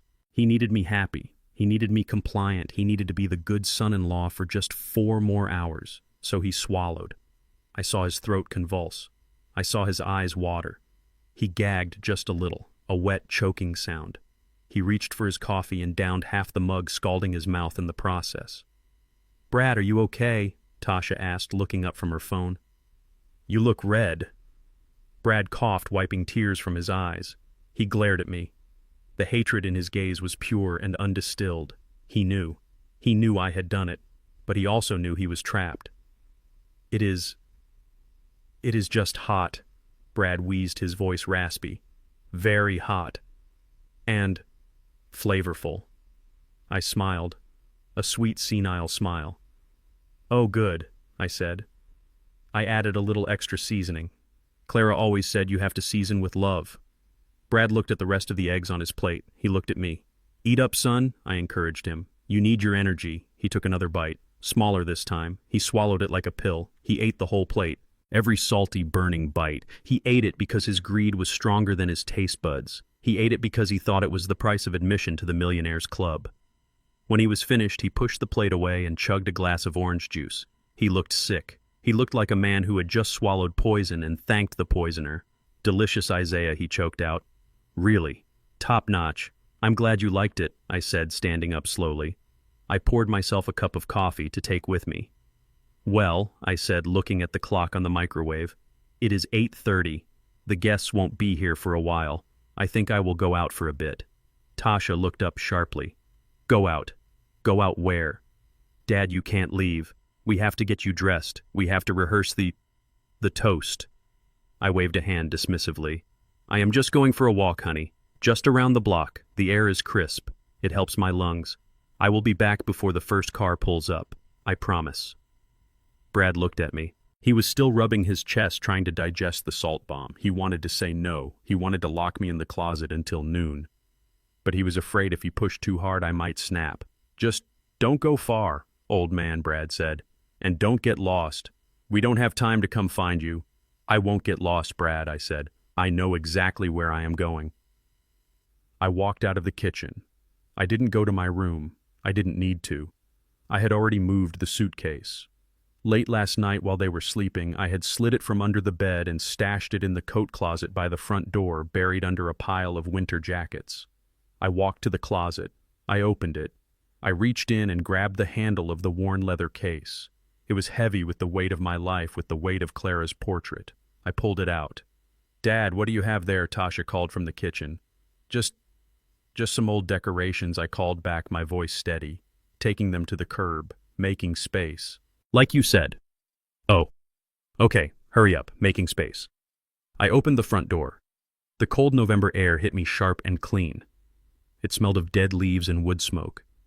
It smelled of freedom. I stepped onto the porch. I closed the door behind me. I didn't slam it. I closed it gently with a soft click. It was the sound of a book closing. The sound of a final period at the end of a long, painful sentence. I walked down the steps. I didn't use the cane. I carried it in my left hand, the suitcase in my right. I walked down the driveway I had poured with my own hands 30 years ago. I looked at the cracks in the concrete. I looked at the azalea bushes Clara had planted. They were overgrown now, neglected. I didn't look back at the window. I didn't look back to see if they were watching. I knew they weren't. They were too busy arguing about the salt. They were too busy counting their imaginary money. I reached the sidewalk and turned left. I walked past the neighbors' houses, past Mrs. Ruth's house. I saw her curtain twitch. She was watching. She knew. I gave a small nod to the window. I walked to the corner 2 blocks away. My heart was beating a steady rhythm. Thump, thump, thump. Not fast, not scared, strong. A long black car was parked at the curb idling. It wasn't a taxi. It was a Lincoln Town car, sleek and polished with tinted windows that reflected the gray sky. The driver stepped out as I approached. He was a big man wearing a dark suit and sunglasses even in the overcast light. "Mr. Robinson," he asked, opening the back door. "That is me," I said. He took the suitcase from my hand. He treated it with respect, placing it gently in the trunk. "Mr. Vance sends his regards," the driver said. He said the bird is fueled and ready to fly. I nodded. I got into the back seat. The leather was soft and warm. The car smelled of newness and silence. We pulled away from the curb. I watched the neighborhood scroll by through the tinted glass. The trees, the mailboxes, the lives of people who were preparing for turkey and football. I was leaving it all behind.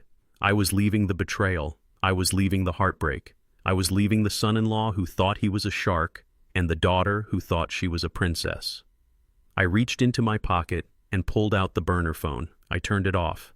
I pulled out the SIM card and snapped it in half. I rolled down the window and tossed the pieces into the gutter.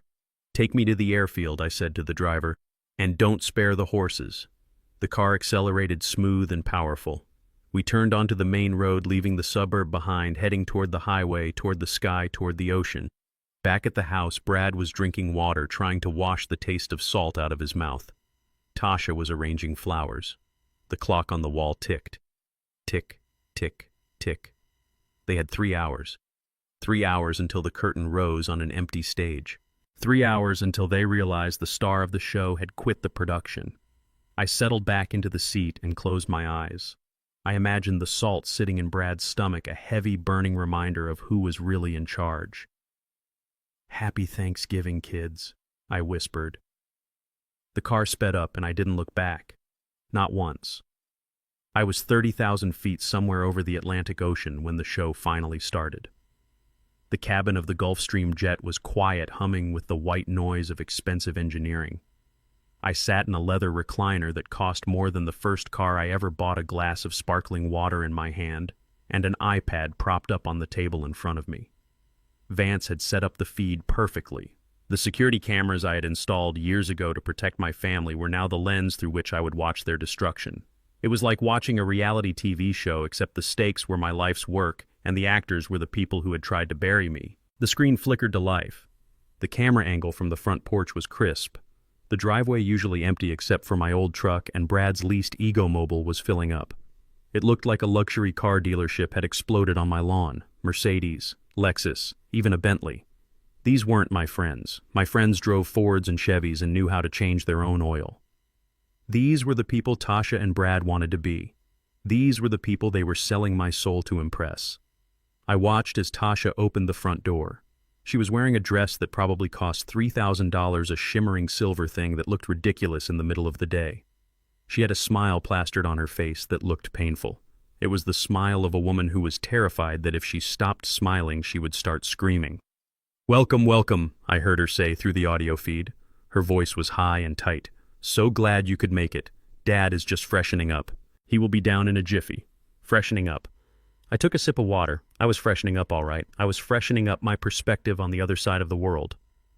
Brad was standing behind her, playing the role of the dutiful son-in-law. He was wearing a suit that was too tight, trying to look like he hadn't just eaten a plate of salt for breakfast. He was shaking hands, clapping men on the back, laughing too loud at jokes that weren't funny. I saw Pastor Jenkins walk up the steps. He was a good man mostly, but he liked the sound of his own voice and the taste of free food. He was holding a Bible in one hand and a casserole dish in the other. "Blessings on this house," the pastor boomed, "and blessings on your father, Tasha. It is a mighty fine thing you are doing for him." A mighty fine thing. Tasha lowered her head, feigning humility. "Thank you, Pastor. It is the least we can do. We just want him to be comfortable in his final years." Final years. I snorted. I planned on living another 20 just out of spite. The house filled up. I switched camera views to the living room. It was crowded. People were holding glasses of champagne, admiring the floral arrangements, commenting on the architecture. I saw Brad's parents, Richard and Linda, holding court near the fireplace. They looked bored. They looked like they were appraising the furniture. I saw Mr. Henderson, the developer Brad had been bragging about. He was a short, sweaty man who kept wiping his forehead with a handkerchief. He wasn't a developer, Vance had told me. He was a loan shark's bookkeeper who was there to make sure Brad paid up. He wasn't looking at the crown molding, he was looking at Brad's kneecaps. The clock on the living room wall visible in the corner of the frame read 12:15. The guests had been there for 15 minutes. The hors d'oeuvres were circulating. The wine was flowing. But there was a hole in the center of the party. A vacuum where the guest of honor was supposed to be.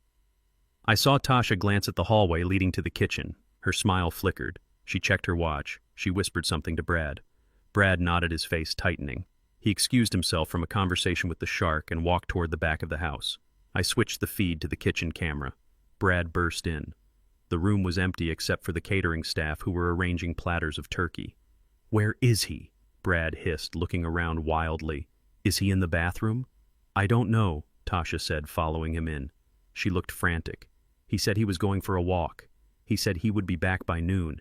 It is 12:20. "A walk," Brad practically shouted, then lowered his voice as a waiter looked over. "He went for a walk 3 hours ago. Why didn't you stop him?"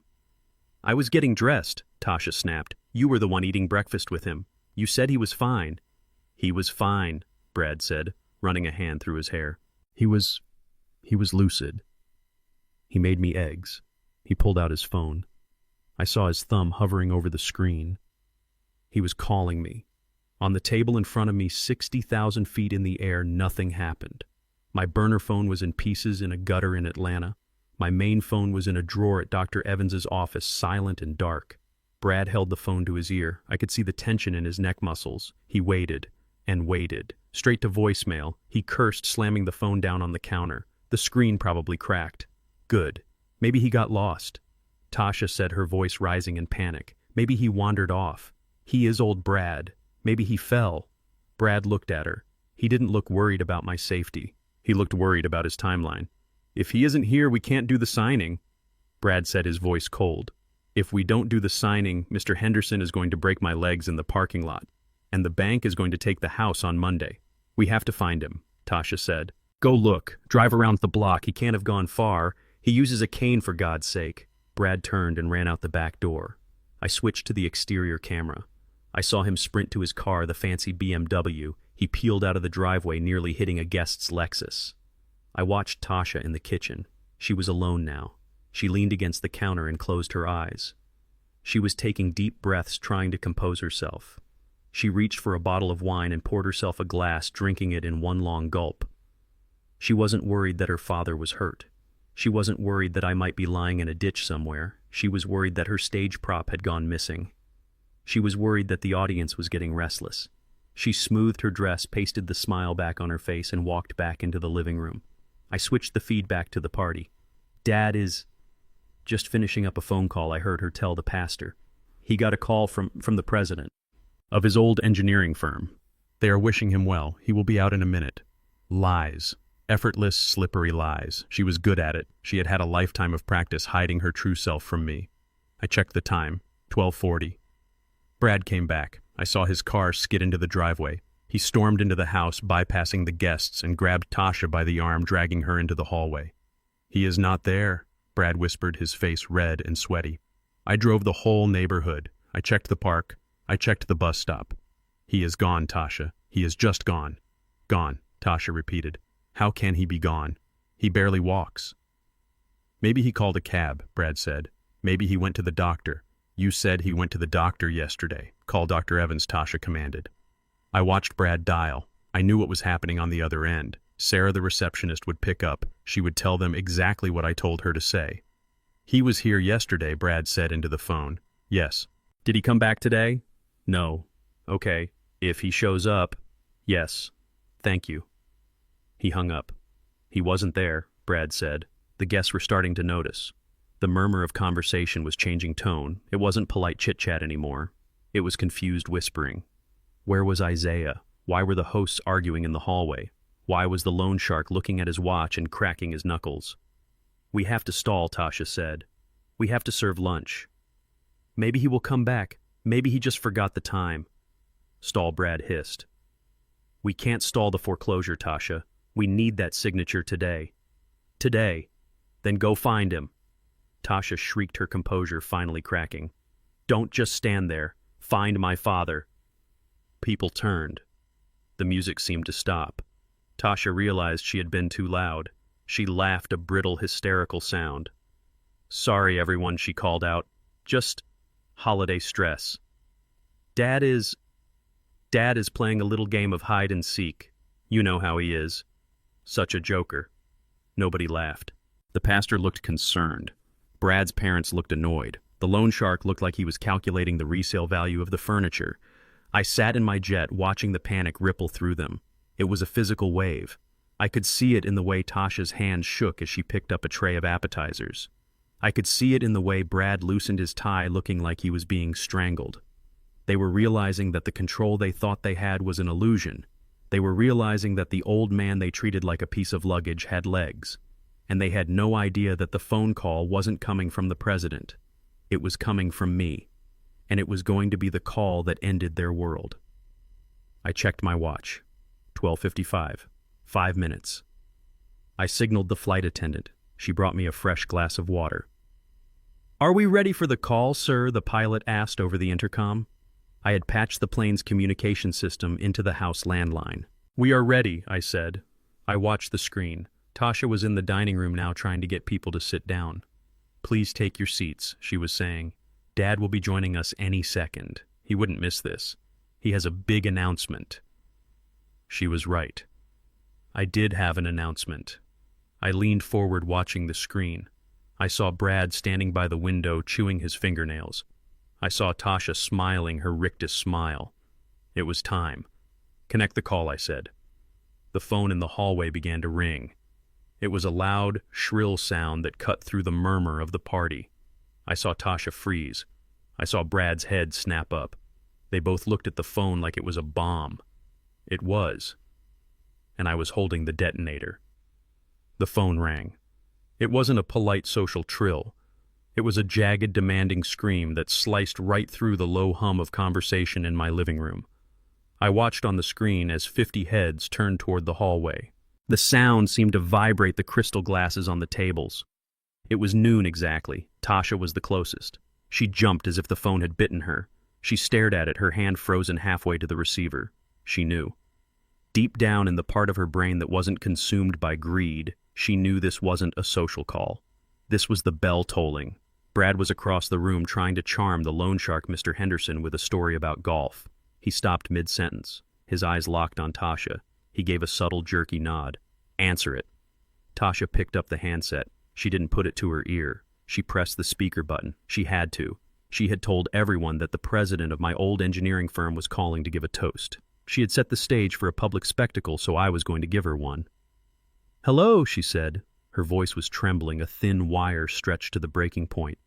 Is that you, Dad? I took a sip of the champagne the flight attendant had just poured.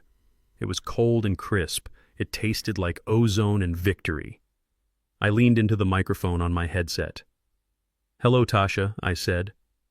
My voice boomed through the speakers in the living room, amplified, clear, and utterly devoid of the senile quaver I had been perfecting for weeks.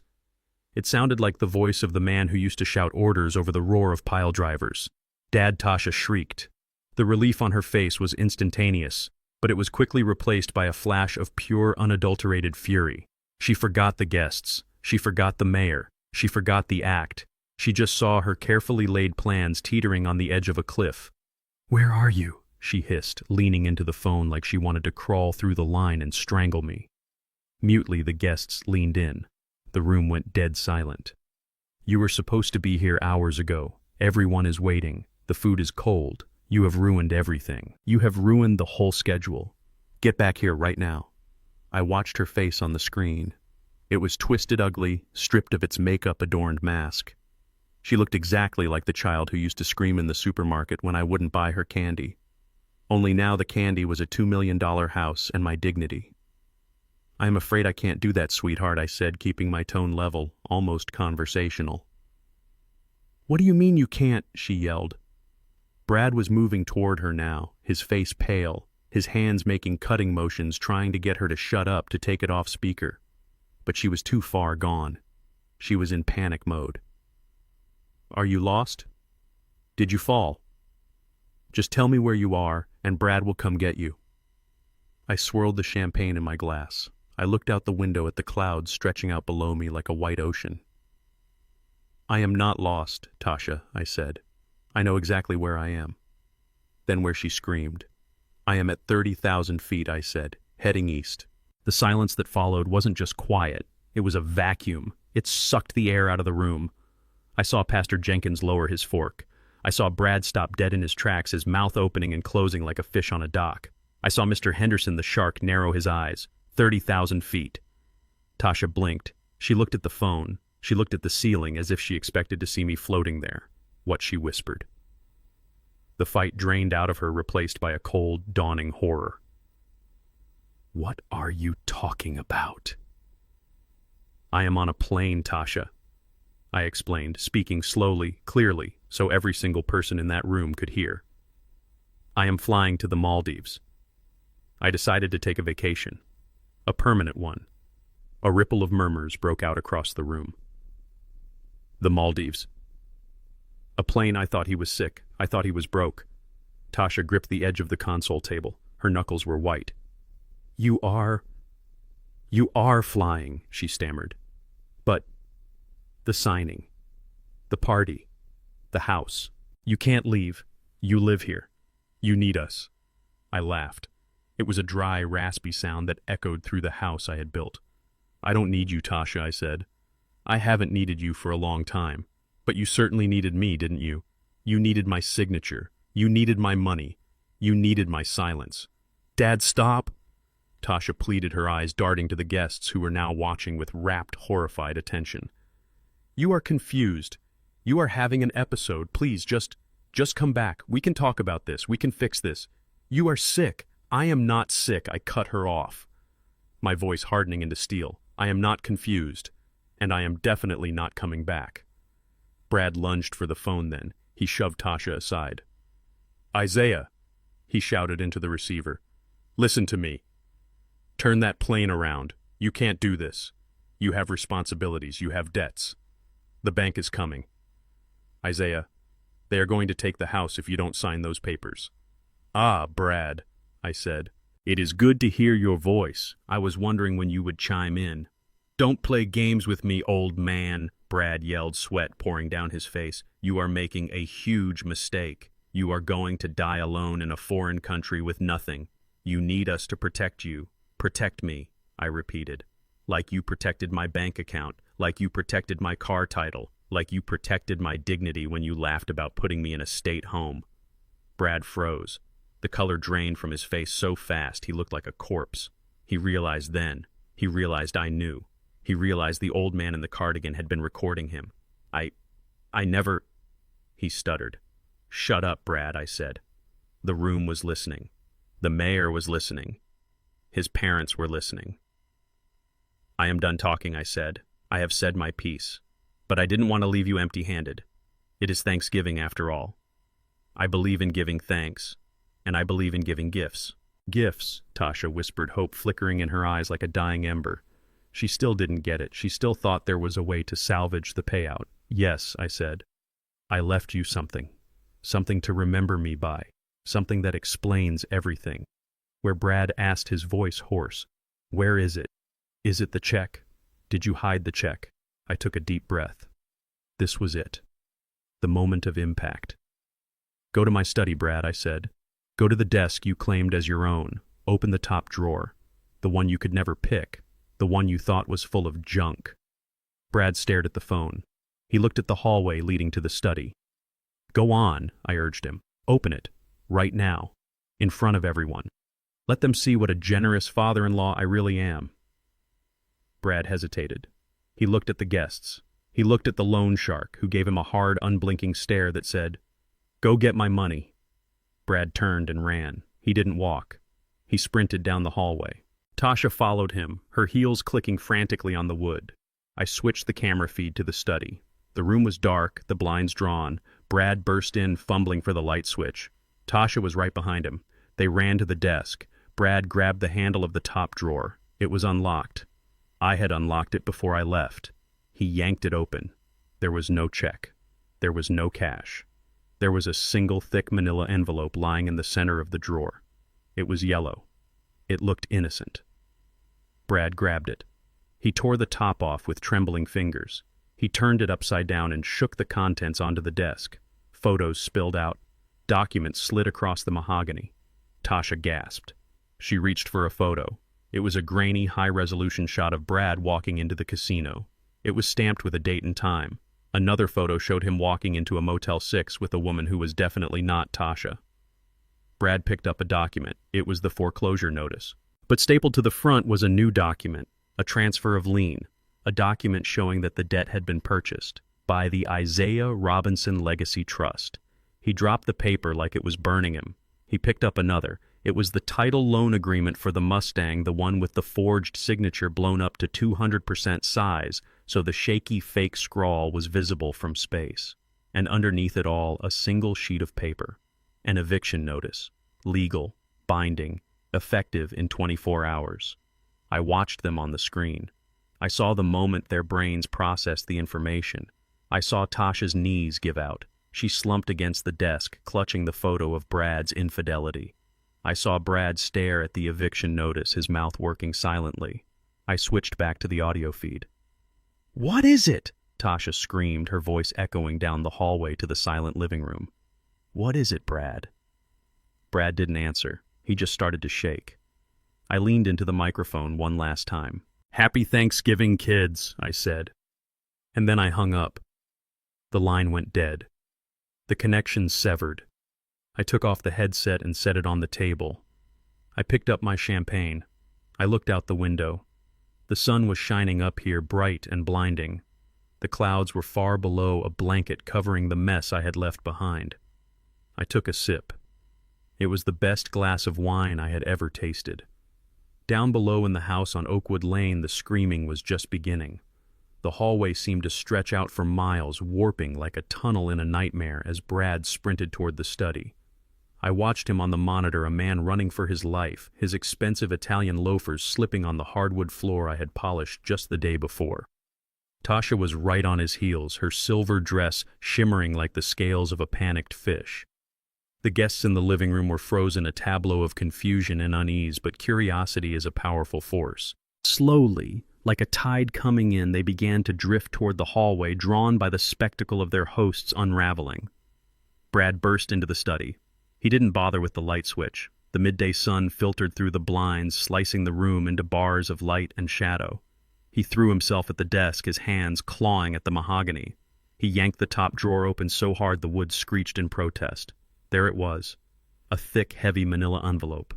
I saw his shoulders sag with relief. I saw the wild, manic grin split his face. In his mind, the nightmare was over. In his mind, I was just a crazy old man playing a prank, but I had still left the prize. He thought that envelope held the check. He thought it held the deed. He thought it held his salvation. He grabbed it, clutching it to his chest like a holy relic. He spun around, nearly colliding with Tasha. "It is here," he gasped, his voice breathless and wet. "He left it." "I told you. He is just playing games.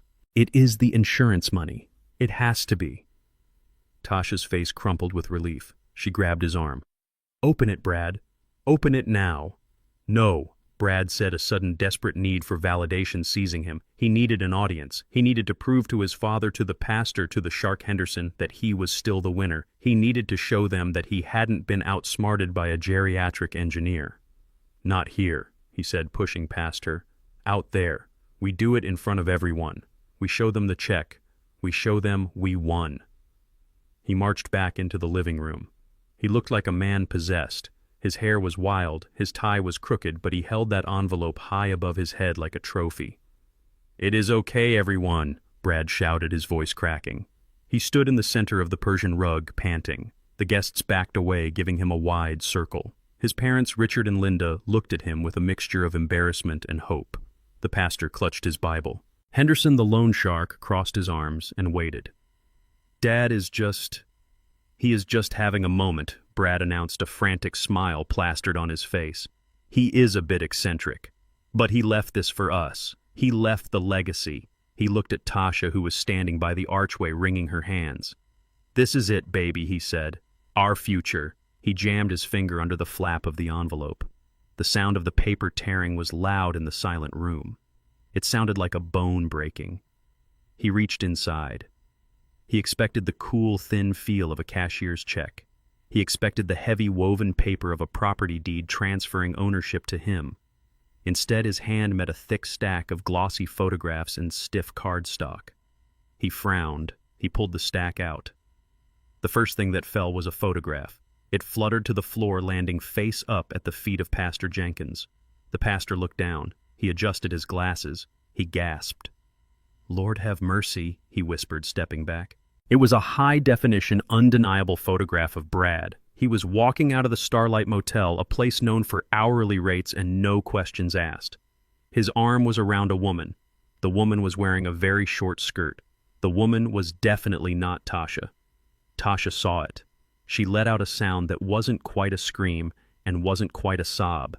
It was the sound of an animal being kicked. She dropped to her knees and snatched the photo. She stared at it, her eyes bulging. "Brad," she whispered. "Who is this?" Brad didn't answer. He couldn't. He was staring at the papers in his hand. The next document wasn't a check. It was a legal notice printed on heavy watermarked paper. The header was bold and black. "Notice of eviction." Brad read it. His lips moved silently. "Effective immediately. Occupants must vacate the premises within 24 hours. Property has been sold." Sold. He looked up, his eyes wild. "Sold," he choked out. "He sold the house." "Sold it to who?" Richard demanded, stepping forward. "He can't sell it. You said he was signing it to you." Brad flipped the page. He saw the buyer. It wasn't a developer. It wasn't a bank. Buyer, the Grace and Mercy Shelter for the Homeless. I had donated the house. I had sold it for $1 to a charity that helped men get back on their feet. Men who had lost their way. Men who were willing to work. Men unlike Brad. Tomorrow at noon, vans would arrive. They wouldn't be moving vans for Brad's furniture. They would be bringing bunk beds. They would be bringing soup kitchens. My home, the home Brad wanted to bulldoze for a penthouse, was going to become a sanctuary for the people he despised. No, Brad moaned. "This can't be real. This isn't legal." But there was more. There was always more. I had been thorough. Behind the eviction notice was a financial statement. It wasn't a bank statement. It was a debt collection notice. But the letterhead wasn't from a bank. It was from the Isaiah Robinson Legacy Trust. Brad read the lines. "Notice of debt acquisition. The trust is now the sole holder of the following liabilities. 1. Online gambling debt, $150,000. 2. Unsecured personal loans, $75,000. I had bought his debt, all of it, every bad bet, every foolish loan. I owned him. And at the bottom, in bold red ink, payment demand immediate. Failure to remit full balance within 24 hours will result in immediate filing of criminal charges for fraud, embezzlement, and identity theft." Brad's hands started to shake so violently that the papers rattled like dried leaves. He looked at Henderson, the loan shark. Henderson was smiling. It was a cold, nasty smile. He knew he wasn't getting paid by Brad today, but he also knew Brad was finished. Tasha was still on the floor, clutching the photo of the mistress. She looked up at Brad. Her mascara was running down her face in black streaks. "You cheated on me," she screamed. Her voice shattered the last remnants of the party's dignity. "You gambled away our money and you cheated on me with that." She threw the photo at him. It hit him in the chest and fluttered to the floor, joining the eviction notice. "I didn't—" "Tasha, listen," Brad stammered, backing away. "It is not what it looks like. He is lying. The old man is lying. He doctored these." "Doctored," Tasha shrieked. She scrambled to her feet and lunged at him. She grabbed the stack of papers from his hand. She saw the gambling debts. She saw the dates. She saw the amounts. $150,000, she read, her voice rising to a hysterical pitch. "You told me you were investing. You told me you were day trading. You lost it. You lost it all." And then she saw the last document, the one I had saved for the bottom of the pile. It was the title loan application for my Mustang, the one with my forged signature. Tasha looked at it. She looked at the signature. It was a shaky, childish scrawl. It looked nothing like my hand. "You stole Dad's car," she whispered. "You stole his identity." She looked at her parents. Richard and Linda were standing there, their faces pale, their mouths agape. They were watching their son, the golden boy, turn into a felon before their eyes. "He is a criminal," Tasha said, turning to the guests. She pointed a shaking finger at her husband. "He is a criminal. He stole from my father. He ruined us. Brad looked around the room. He looked for an ally. He looked for a friend. He found only judgment. The pastor was shaking his head, backing toward the door. The neighbors were whispering behind their hands. The mayor signaled his security detail, and they began to move toward the exit, distancing themselves from the scandal. Brad looked at the camera. He looked right into the lens mounted in the corner of the ceiling. He knew I was watching. He knew I was seeing every second of his dismantling. Isaiah, he screamed at the ceiling, "You can't do this. You can't leave us with nothing." I took a bite of my lobster. It was tender and sweet. "I didn't leave you with nothing, Brad," I said to the empty cabin of the jet. "I left you with the truth." He dropped to his knees. The papers surrounded him like fallen leaves. The eviction notice, the debt, the proof of his infidelity. He was drowning in the paper trail of his own sins. Tasha was sobbing now, loud, ugly sobs that racked her body. She realized that the safety net was gone. She realized that the father she had tried to erase was the only thing holding her sky up, and now the sky was falling. Mr. Henderson stepped forward. He picked up the debt notice from the floor. He read it. He chuckled. "Looks like you have a new boss," Brad Henderson said, "and he doesn't look as forgiving as I am." Henderson walked out. The guests followed. It was a stampede of silk and wool, a mass exodus of fair-weather friends fleeing the stench of failure. Within minutes the room was empty, just Brad kneeling in the wreckage, and Tasha weeping on the sofa she had forced me to sleep on, and Brad's parents standing awkwardly by the fireplace, realizing their investment in their son had just crashed to zero. I watched for a moment longer. I watched the silence settle over them. It wasn't a peaceful silence. It was the silence of a tomb. I reached out and turned off the screen. The show was over. The reviews were in. It was a tragedy, and I had written every line. The scream that tore out of Tasha's throat wasn't human. It was the sound of a woman watching her entire reality incinerate in a flash fire. On the high-definition screen in my quiet cabin, the audio peaked, distorting into a jagged static before settling back into the raw, wet sound of sobbing. She was on her knees, clutching the glossy photograph of Brad and his motel mistress as if she were trying to strangle the image itself. Her mascara, expensive and waterproof, stood no chance against the deluge of tears streaming down her face. It ran in black rivers, staining the silver fabric of the dress she had bought specifically to outshine everyone in the room. "You spent it on her?" Tasha shrieked, scrambling to her feet. She lunged at Brad, her fingernails aiming for his eyes. "You told me the money was gone. You told me the market crashed. You told me we were broke because of the economy. But you were spending it on cheap motel rooms and skirt chasers while I was begging my father for grocery money." Brad stumbled back, tripping over the pile of incriminating documents I had seated in the drawer. He held his hands up his face, a mask of pathetic terror. "Tasha, baby, listen," he stammered, his eyes darting to the guests who were now pressed against the walls, horrified spectators to the implosion. It was just stress. It didn't mean anything. She means nothing. I did it for us to blow off steam so I could focus on the deal. "For us," Tasha screamed. She grabbed a crystal vase from the side table, one of the rentals she had been so worried about breaking, and hurled it at his head. It missed by an inch, shattering against the wall behind him, raining shards of glass onto the hardwood floor. "You stole my father's car title for us. You gambled away our future for us. You cheated on me for us." Richard and Linda Miller. Brad's parents stood in the center of the room like statues carved from ice and shame. Richard, the man who wore his wealth like a suit of armor, looked as if he had been stripped naked. He was holding the copy of the forged title loan application. His hands were shaking so hard the paper rattled. He looked at the signature, the shaky, childish scrawl that Brad had tried to pass off as mine.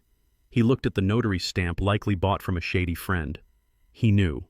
He knew exactly what this meant. This wasn't just a bad business deal. This was a felony. This was federal prison time. "You forged a federal document," Richard whispered, his voice cutting through Tasha's screams. He looked at his son not with anger, but with a profound, distancing disgust. "You stole a combat veteran's identity. Do you have any idea what you have done? You have destroyed the family name. You have made us accessories to a fraud." Brad looked at his father, his eyes wide and pleading. "Dad, I can fix it. I just need a bridge loan. Once the old man dies, the trust will dissolve. We can contest it. Stop, Linda hissed. She looked around the room at her friends, at the mayor's empty chair, at the horrified faces of the social circle she had spent 40 years cultivating. It is over, Brad. Don't you speak to us. Don't you dare ask us for a dime. We are leaving. Linda grabbed her purse and marched toward the door, her head high, refusing to make eye contact with anyone. Richard dropped the forged document on the floor as if it were contagious. He looked at Brad one last time. You are on your own, son, he said. And then he turned his back and followed his wife. The rejection hit Brad harder than the vase. He slumped against the wall, sliding down until he hit the floor. He looked small. He looked broken. Pastor Jenkins, who had been clutching his Bible near the buffet table, slowly closed the book. He looked at the chaos, at the weeping daughter, the adulterous thief, and the shattered glass. He looked at the food cold and untouched on the table. He shook his head, a slow, mournful movement. May God have mercy on this house, the pastor murmured loud enough for the microphone to pick up. Because the law certainly won't. He walked out, his heavy footsteps echoing the finality of judgment. The remaining guests, realizing the show was over and the police were likely on the way, began a stampede. It wasn't a polite exit, it was a scramble. People grabbed their coats from the pile in the living room, ignoring the coat check system Tasha had been so obsessed with. They stepped over the papers. They stepped over the broken glass. They didn't say goodbye. They just wanted to be gone before the handcuffs came out. Within 2 minutes, the room was nearly empty. Just Tasha sobbing on the floor, Brad huddled against the wall, and Mr. Henderson, the loan shark, who hadn't moved an inch. He was leaning against the doorframe, cleaning his fingernails with a toothpick, watching the scene with the bored detachment of a man who had seen it all before. But the show wasn't over. I had promised a finale. The doorbell rang. It wasn't a polite ring. It was a heavy, insistent thumb leaning on the button. Buzz, buzz, buzz, buzz. Brad's head snapped up. Tasha stopped crying for a second, lifting her tear-streaked face. Who is that? She whispered. Is it the police? Brad scrambled to his feet. Maybe it is help, he said, a desperate, delusional hope lighting his eyes. Maybe it is a courier. Maybe the old man changed his mind. He ran to the door. He threw it open. It wasn't the police, and it certainly wasn't help. Standing on the porch were 3 men. They were large. They were wearing leather jackets and jeans. They didn't look like they were there for the turkey. These were the other creditors. The ones Vance had tipped off. The ones Brad had been dodging for months, juggling payments between gambling sites and street lenders. Vance had sent them a simple message. The mark is liquidating assets. Get there before the bank does. The man in front, a guy with a neck as thick as a tree stump, stepped into the foyer without waiting for an invitation. Brad Miller, the man rumbled. Brad backed up, his hands raised. Look, fellas, now isn't a good time. I am in the middle of a family crisis. We know, the man said, grinning. We heard you lost your house. We heard you lost your backing. That makes us nervous, Brad. When people lose their backing, they tend to disappear. We came to collect what Brad squeaked. I don't have cash on me. The man looked around the room. He looked at the expensive furniture. He looked at the flat-screen TV mounted above the fireplace where Clara's picture used to be. He looked at the silverware on the dining table. We will take collateral, the man said. He nodded to the 2 guys behind him. They moved into the house like a demolition crew. One of them walked straight to the dining table and started sweeping the silverware into a duffel bag. The clatter of silver hitting canvas was loud and jarring. Hey, Tasha screamed, scrambling up from the floor. You can't do that. That is sterling. That is my grandmother's. It is ours now, the man said, not even looking at her. Interest payment. The other man walked over to Brad. He grabbed Brad's wrist and yanked it up. Nice watch, the man said. Rolex. It is a fake. Brad lied, his voice trembling. The man laughed. We will see. He unclasped it and shoved it into his pocket. Then he reached into Brad's pocket and pulled out his car keys. The keys to the BMW. Lease or own, the man asked. Lease, Brad whispered. Good enough for parts, the man said. He tossed the keys to the guy at the door. Go get it. No, Brad shouted, finally finding a scrap of courage. You can't take my car. How am I supposed to leave? You aren't going anywhere, Brad, the leader said, shoving Brad back against the wall. You are staying right here. You have a debt to settle. This is just the down payment. Tasha looked around the room. Her world was being dismantled piece by piece. The strangers were taking the lamps. They were taking the sound system. They were stripping the veneer off her life, revealing the rot underneath. She ran to the table. She grabbed the turkey, the 20-pound bird she had spent 3 days brining and roasting. It was the centerpiece of her lie. She picked it up with both hands. It was greasy and heavy. "Get out!" she screamed, heaving the turkey at the leader. "Get out of my house!" The turkey flew through the air. It missed the man. It hit the wall with a wet, meaty thud and slid down, leaving a trail of grease and gravy on the expensive wallpaper. The stuffing spilled out onto the floor, a mound of breadcrumbs and wasted effort. The leader looked at the turkey on the floor. He looked at Tasha. He shook his head. "Crazy runs in the family, I see," he said. He signaled his men. They had what they could carry: the bag of silver, the watch, the car keys, a few bottles of the expensive scotch Brad had bought to impress the mayor. "We will be back for the rest," the leader said to Brad. "Don't leave town." They walked out. I heard the engine of the BMW roar to life in the driveway. I heard tires squeal as they peeled out, taking Brad's last symbol of status with them. The front door was left wide open. The cold November wind blew in, swirling the papers on the floor, chilling the room. The house was silent again, but it was the silence of a battlefield after the slaughter. The living room was a wreck, glass everywhere, food splattered on the walls, the smell of expensive perfume mixed with the smell of fear and roasted meat. Mr. Henderson pushed himself off the doorframe. He walked over to Brad, who was sliding down the wall again, weeping into his hands. Henderson kicked Brad's shoe. Not hard, just enough to get his attention. "You owe the trust now," Henderson said, his voice raspy. "But you still owe me the juice on the last loan. 5 grand. "I don't have it," Brad sobbed. "I don't have anything." Henderson looked at Tasha's hand, at the diamond ring she was wearing. It was the one Brad had bought her with the money he stole from my retirement fund 3 years ago. "That looks like 5 grand, Henderson said. Tasha clutched her hand to her chest. "No," she whispered. "Not my ring." Henderson didn't argue. He just stepped closer. He didn't raise a hand. He just let his presence do the work. He was a man who collected. Tasha looked at Brad. She looked for him to defend her, to stand up, to be the man. Brad didn't even look up. "Give it to him, Tosh," Brad mumbled into his knees. "Just give it to him." I watched her face crumble. The last illusion shattered. Her husband wasn't a provider. He wasn't a protector. He was a coward who would sell her jewelry to save his own skin. Slowly, with trembling fingers, Tasha slid the ring off her finger. She dropped it into Henderson's outstretched palm. "Pleasure doing business," Henderson said. He walked out. Now they were truly alone. The house was cold. The food was ruined. The guests were gone. The money was gone. The car was gone. The ring was gone. Tasha stood in the middle of the room. She looked at the turkey on the floor. She looked at the empty table where she had planned to preside as the Queen of Thanksgiving. She opened her mouth and let out a scream of pure, unadulterated frustration. She grabbed the tablecloth and yanked it. The china, the crystal, the centerpieces, it all came crashing down in a cacophony of destruction. She flipped a chair. She kicked the wall. She was destroying the set because the play had been canceled. I watched from the sky. I took another sip of champagne. It was cold. It was sweet. "Happy Thanksgiving," I whispered. I reached for the remote control to the camera feed. I zoomed in one last time on Brad's face. He was looking at the ceiling. He was looking right at the camera. He knew I was still there. He knew I had seen it all. I saw his lips move. "I am sorry." "Too late, son," I said. "Way too late." I cut the feed. The screen went black. I leaned back in my seat. The pilot's voice came over the intercom. "We are crossing into international airspace, Mr. Robinson. Next stop, Paradise." I closed my eyes. I didn't feel guilt. I didn't feel regret. I felt lighter.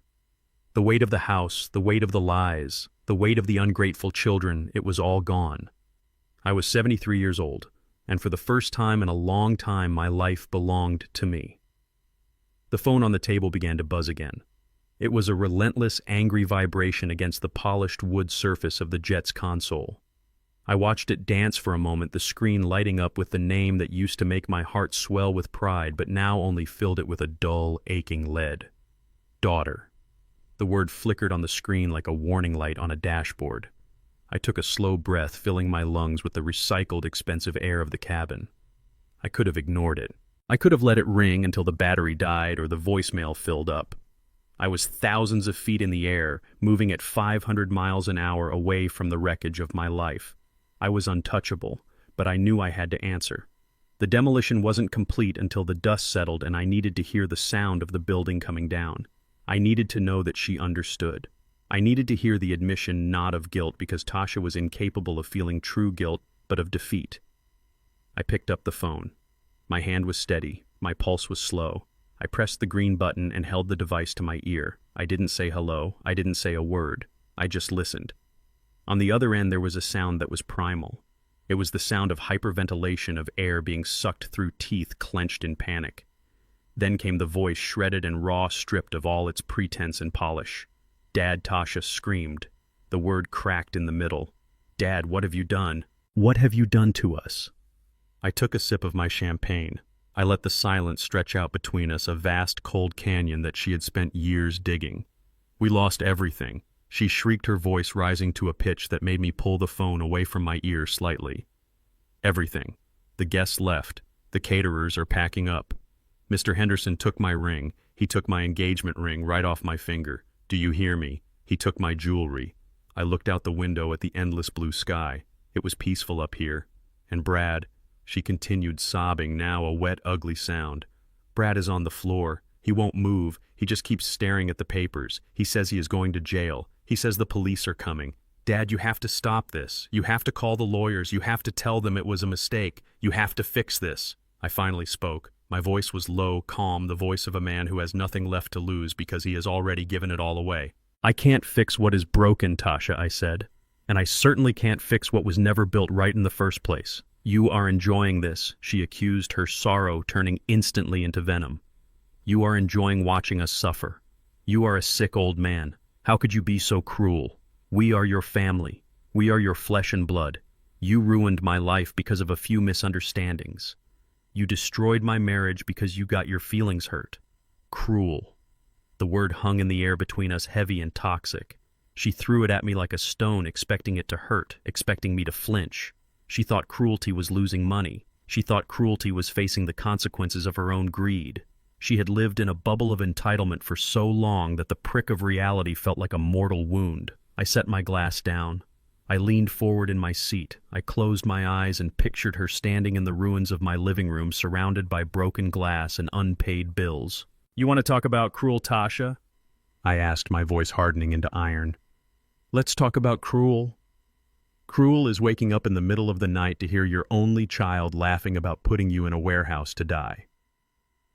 Cruel is planning to drag your father out of the home he built with his own hands, the home where your mother died, just so you can sell the land to pay for your husband's gambling addiction. "Stop it!" Tasha yelled. But I didn't stop. I couldn't stop. The dam had broken. "Cruel is watching you throw your mother's hats in the trash like they were garbage," I continued, my voice rising, filling the cabin. "Cruel is forcing me to sleep on a sofa like a dog while you sleep in my bed. Cruel is making me wear rags to a party so your rich friends would pity you for having to take care of me." "Dad, please," she whimpered, but I plowed over her. "Cruel is letting that man, that thief you married, treat me like I was invisible in my own house. Cruel is listening to him call me useless. Cruel is watching you stand there and say nothing while he slandered me, while he stole from me, while he planned to erase me." I took a breath. My heart was pounding now, a heavy, slow rhythm. "You call me cruel because I took back what was mine," I said. "You call me cruel because I refused to be your victim. You think you lost everything today, Tasha, but you didn't lose anything that was actually yours. You lost my money, you lost my house, you lost my credit. You never had anything of your own because you were too busy waiting for me to die so you could take mine." She was silent on the other end. I could hear her breathing, ragged and shallow. I could hear Brad in the background moaning something unintelligible. "I loved you, Tasha," I said, my voice dropping to a whisper. "I loved you more than I loved my own life. I worked double shifts in the rain and the snow so you could have braces, so you could go to college, so you could have a wedding. I gave you everything I had, and in return, you looked at me and saw a paycheck. You looked at me and saw an obstacle. Dad, I am sorry," she sobbed. It sounded desperate, terrified. "I am sorry. We can change. We will do better. Just please call off the eviction, call off the debt. We will take care of you. I promise. We will be a real family." I shook my head even though she couldn't see me. It is too late for promises, daughter, I said. You had 10 days. You had 10 days to show me 1 ounce of kindness, 1 ounce of respect. You had 10 days to stop Brad. You had 10 days to tell me the truth. But you didn't. You doubled down. You accelerated the plan. You wanted me gone by Friday. Well, congratulations, Tasha. I am gone. But Dad, she wailed. It is Thanksgiving. How can you do this on Thanksgiving? It is supposed to be a day for family. I looked at the date on my watch, November 28th, Thanksgiving Day. You are right, I said. It is Thanksgiving. But today isn't your Thanksgiving, Tasha. You don't have anything to be thankful for because you never appreciated what you had. I paused. I looked at the horizon where the sun was beginning to dip, painting the clouds in shades of gold and violet. Today is my Thanksgiving, I said. Today is the day I give thanks. I give thanks to the Lord for giving me the strength to see the truth no matter how much it hurt. I give thanks that He opened my eyes before I signed those papers. I give thanks that He allowed me to see your true faces, the faces beneath the masks, before it was too late. I thank God that I am free of you, Tasha. Dad, no, she whispered.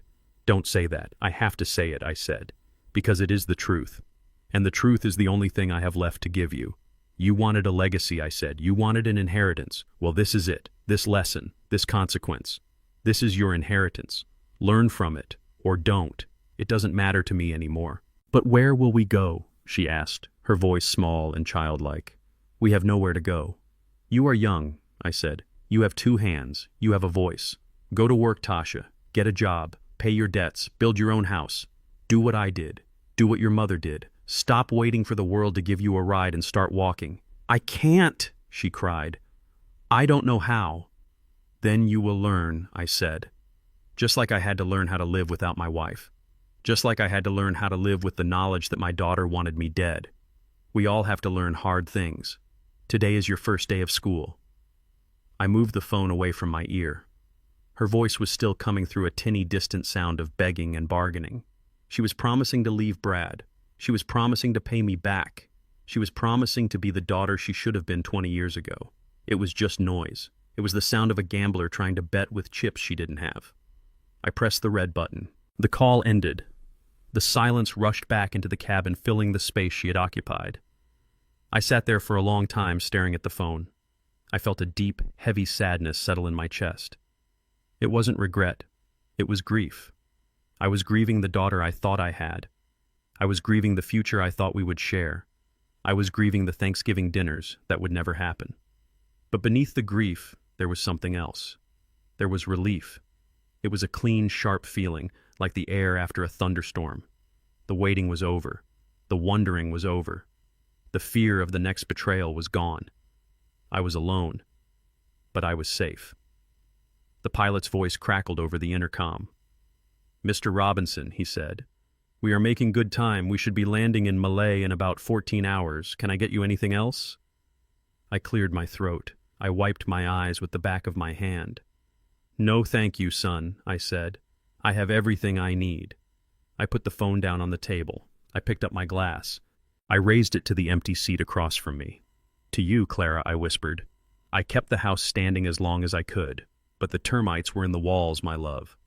I had to burn it down to save the foundation. I took a drink. The plane banked, turning toward the east, toward the night, toward a new day. Behind me, thousands of miles away in a dark house filled with broken glass and broken dreams, my daughter was learning the hardest lesson of her life. But I wasn't there to see it. I was flying. And for the first time in a long time, I wasn't looking back. The silence that settled over the living room after the loan sharks left was not the silence of peace. It was the silence of a grave after the mourners have gone home. My house, the one I had built with my own sweat and paid for with decades of labor, looked like a war zone. The turkey was a greasy smear on the wallpaper. The crystal was shattered on the hardwood. The furniture was overturned. And in the middle of it all, my daughter and her husband sat like 2 survivors of a natural disaster, except they were the disaster. I watched from my screen in the sky. I sipped my water. I waited. I knew the timing. Vance was a man of precision. He had coordinated the civil seizure with the criminal enforcement perfectly. The loan sharks were the storm. The police were the flood that followed. From the external camera feed, I saw them turn the corner. It started as a silent, strobing light, blue and red, bouncing off the wet pavement and the leaves of the oak trees. Then came the sirens, a low whoop-whoop that grew into a wail. One cruiser, then two, then an unmarked sedan. They pulled up to the curb, blocking the driveway where the guests' luxury cars had been parked only an hour ago. Brad heard them first. He lifted his head from his hands. His face was a map of ruin. His nose was bleeding from where the loan shark had shoved him. His shirt was torn. He looked at the front door, which was still standing wide open, letting the cold November wind swirl the eviction notice across the floor. "They are here," Brad whispered. It wasn't a question. It was a resignation. Tasha looked up. Her eyes were wild, darting around the room as if looking for a trapdoor. "The police," she gasped. "Brad, the police are here. Tell them Mr. Henderson stole my ring. Tell them he broke in. We are the victims here." She still didn't get it. She still thought she could spin the narrative. She still thought the world worked the way she wanted it to, where tears and a pretty face could fix a felony. Uniformed officers stepped onto the porch. They didn't knock. They walked through the open door with their hands resting near their holsters, their eyes scanning the wreckage. Behind them walked a man in a suit, Detective Miller. I knew him. He was a no-nonsense man who had investigated the fraud cases Vance had compiled. "Brad Miller," the detective called out. His voice was calm, authoritative, filling the space that had been occupied by lies for so long. Brad stood up slowly. He held his hands out in front of him, trembling. "I am here," he croaked. "I am Brad. Brad Miller. You are under arrest," the detective said, walking forward while two officers moved to flank him. "You are charged with 4 counts of identity theft, 2 counts of bank fraud, forgery of a federal document, and elder abuse." Brad didn't fight. He didn't run. He just collapsed inward like a tent with the pole removed. He let them grab his wrists. He let them pull his arms behind his back. The sound of the handcuffs ratcheting shut was loud and metallic. Click, click, click. "It is a mistake," Brad mumbled, his face pressed against the wall as they patted him down. "My father-in-law. He is confused. He gave me permission. He just forgot. Ask him. Call him. We have the affidavit from Mr. Robinson," the detective said coldly. "And we have the forensic analysis of the title loan application. The handwriting doesn't match Brad, and the notary you used has already rolled on you to save his own skin. You are done." They spun him around. Brad looked at Tasha. He looked for support. He looked for the partner in crime who had helped him spend the money.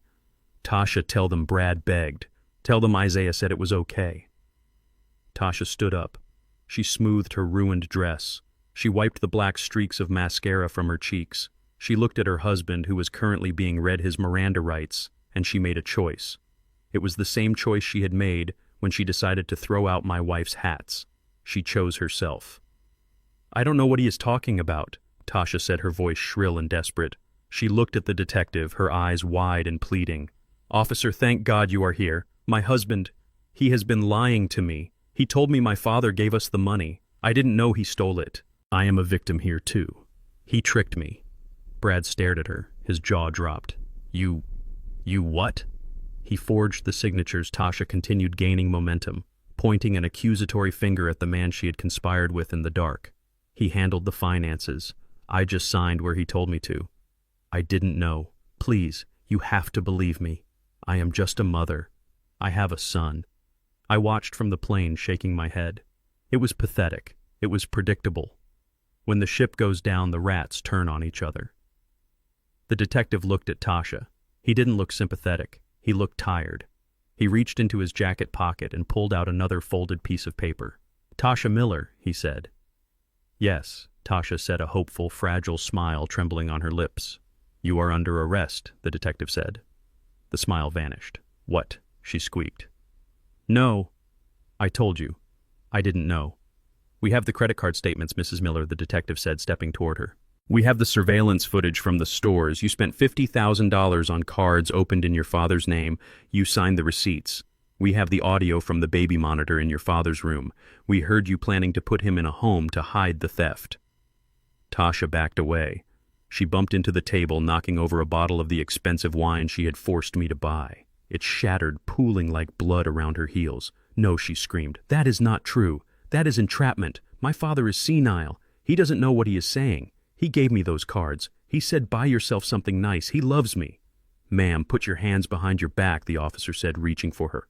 "Don't touch me!" Tasha shrieked. She flailed her arms wild.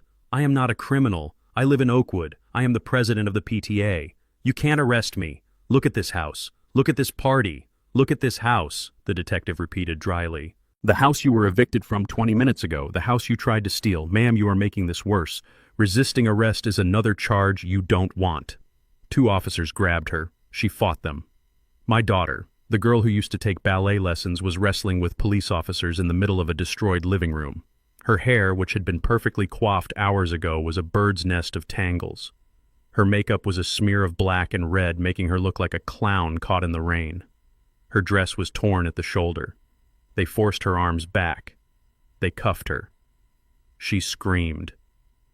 It was a high, thin sound of pure humiliation. It wasn't the scream of someone who was sorry.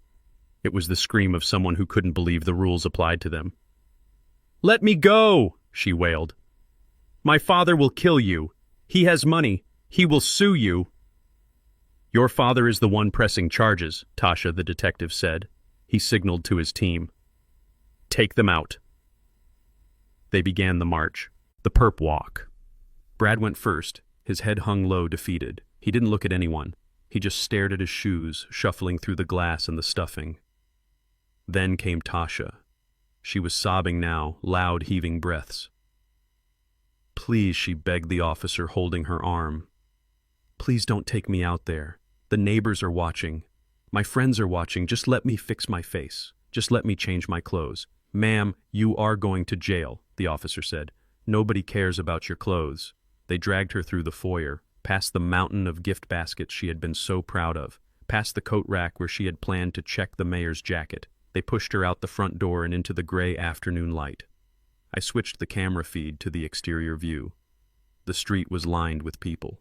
The sirens had drawn them out. Mrs. Ruth was on her porch, her arms crossed, watching with a grim satisfaction. The neighbors from down the block, the ones Tasha had snubbed because their cars weren't new enough, were standing on the sidewalk, phones out, recording every second. Tasha saw them. She saw the phones. She saw the judgment. She tried to hide her face against her shoulder, but with her hands cuffed behind her back, she couldn't cover the ruin of her makeup. She was exposed.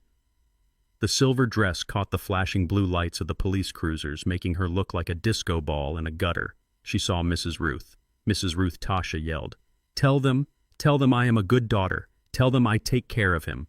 Mrs. Ruth just stared at her. She took a sip from her mug of tea. She didn't say a word.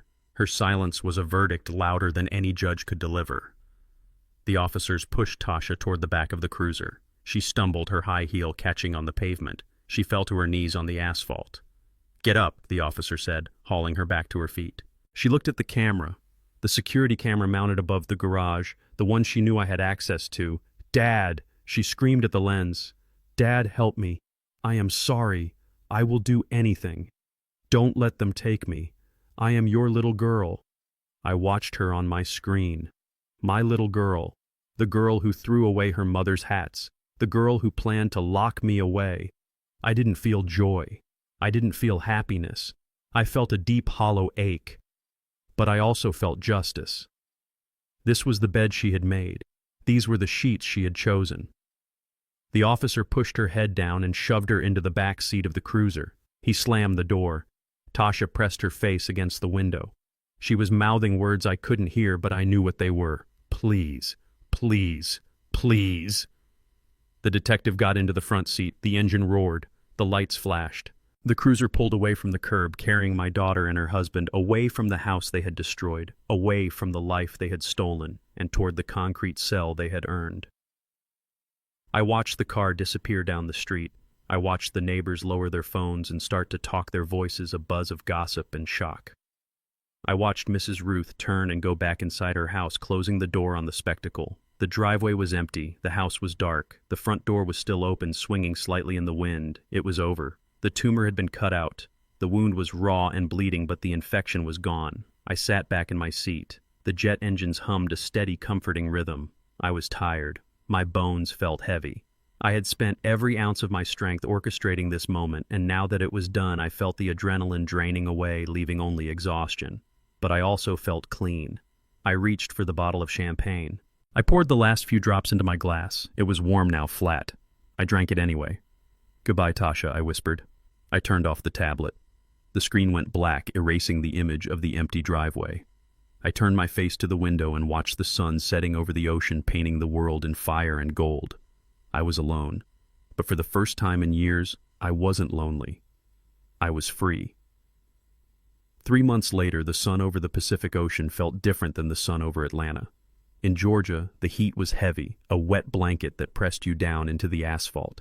Here in Costa Rica, on the terrace of the villa I bought with cash 3 days after landing, the sun was a clean, dry kiss. It warmed the ache out of my joints. It turned my skin the color of polished mahogany. I stood at the railing looking out at the turquoise water crashing against the volcanic rock. I wasn't wearing the moth-eaten cardigan anymore. I was wearing a white linen shirt unbuttoned at the collar and loose trousers. My cane was leaning against the wall inside, gathering dust. I didn't need it. It turned out that 80% of my limp wasn't arthritis. It was the weight of carrying 2 grown adults on my back for a decade. I took a sip of coffee. It was local bean, dark and rich, brewed by Maria, the housekeeper, who came 3 times a week. She treated me with more respect in 3 months than Tasha had in 3 years. She didn't ask me for money. She didn't roll her eyes when I told a story. She just smiled and did her job with dignity. A motorcycle engine cut through the sound of the waves. It was the courier from the nearest town. He pulled up to the gate, waved, and dropped a thick packet in the mailbox. I walked down the stone path to get it. My stride was long and steady. I felt 10 years younger. I felt like the man who used to climb girders without a harness. The packet was from Vance. It was heavy. It smelled of expensive paper and finality. I took it back to the terrace and sat in the teak chair. I didn't open it immediately. I watched a pair of macaws fly across the tree-line, flashes of red and blue against the green. I breathed in the salt air. I wanted to hold on to this piece for just a moment longer before I let the ghosts of my old life back in. Finally, I broke the seal. Inside was a typed letter from Vance, succinct and professional, followed by a stack of court documents and newspaper clippings. Vance knew I liked to see the receipts. I started with the big one. Brad. The trial had been swift. With the mountain of evidence I had provided, the forged car title, the bank fraud records, the audio recordings of him plotting to imprison me, his high-priced defense attorney had folded like a cheap card table. Brad had tried to plead ignorance. He tried to say he was under duress. He tried to blame Tasha. But the judge, a woman who apparently had very little patience for men who preyed on the elderly, didn't buy a word of it. Sentence 5 years in federal prison. No possibility of parole for at least 3. Restitution ordered in the amount of $225,000. I looked at the mugshot Vance had clipped to the file. Brad looked terrible. His hair was thinning, his skin sallow. The arrogance was gone, scrubbed away by the reality of a 6x8 cell. He looked like what he always was, a small, frightened man who thought the world owed him a living. 5 years. He would be 43 when he got out. He would have a felony record. He would never sell real estate again. He would never be able to borrow money from a bank again. He was finished. I felt a flicker of something in my chest. It wasn't pity. It wasn't joy. It was just the cold satisfaction of a structural engineer seeing a building collapse exactly how the physics said it would. The load was too heavy for the support beams. Failure was inevitable. I turned the page. Tasha. Her case had been more complicated. She had turned state's evidence against Brad, testifying about the forgery to save her own skin. It worked partially. She avoided prison time. The judge gave her 5 years of probation and 500 hours of community service. But the family court judge had been less forgiving. I picked up the custody ruling. Tasha had been deemed unfit. The financial instability, the attempted fraud, the psychological abuse of a dependent, it painted a picture of a woman who could not be trusted with a child. Marcus, my grandson, had been placed in the permanent custody of his biological father, a man Tasha had divorced 10 years ago because he didn't make enough money. He was a mechanic in Tennessee. a good man, a steady man. Vance had arranged it. He had funded the father's legal team with money from the trust. Tasha had lost her son. She had lost her husband. She had lost her house. And she had lost her dignity. Vance had included a photo taken by a private investigator he kept on retainer. It showed Tasha standing outside a diner on the outskirts of Atlanta. She was wearing a uniform, a brown polyester dress with an apron. She looked exhausted. Her hair was pulled back in a messy bun, the expensive highlights grown out. She was smoking a cigarette, leaning against a brick wall looking at the ground. The note from Vance read, "She is working double shifts at the Griddle. Wages are garnished to pay back the credit card companies. She lives in a studio apartment above a laundromat. My daughter, the girl who demanded catered parties, the girl who threw away her mother's hats because they were clutter. She was now serving eggs and coffee to truckers for tips." I stared at the photo for a long time. I traced the line of her jaw with my thumb. I looked for the little girl I used to know, but she wasn't there. The woman in the photo was a stranger who had tried to erase me. I didn't feel happy seeing her like that. A parent never wants to see their child suffer, even if they deserve it. It felt like a phantom limb pain, an ache where something used to be. But I also knew that if I had intervened, if I had saved her one more time, she would have learned nothing. She would have just waited for the next opportunity to bleed me dry. This was her education. It was a hard school, but it was the only one she would attend. I set the photo down face down on the table. I was done with Tasha. I was done with Brad. They were in the past, ghosts, haunting a house I no longer owned. But there was one piece of business left. The future. I reached into the packet and pulled out a sheet of stationery. I took my fountain pen from my pocket. I uncapped it. The nib was gold sharp and clean. I started to write, "Dear Marcus, by the time you read this, you will be settled in Tennessee with your father. I hope the air is clean there. I hope the garage smells like oil and honest work. I want you to know that none of what happened in Atlanta was your fault. The storm that blew down our family didn't start with you, and you couldn't have stopped it." I paused, watching the waves crash. I thought about the boy who loved football and math. I thought about the danger of him falling into the same trap as his mother, thinking the world owed him something because of his last name. "I have set up a trust for you, Marcus. It is locked tight. No one can touch it, not your mother, not your father, not even me. It will pay for your college. It will pay for a down payment on a first home. It will give you a start in life that I had to work 20 years to earn. But there are conditions.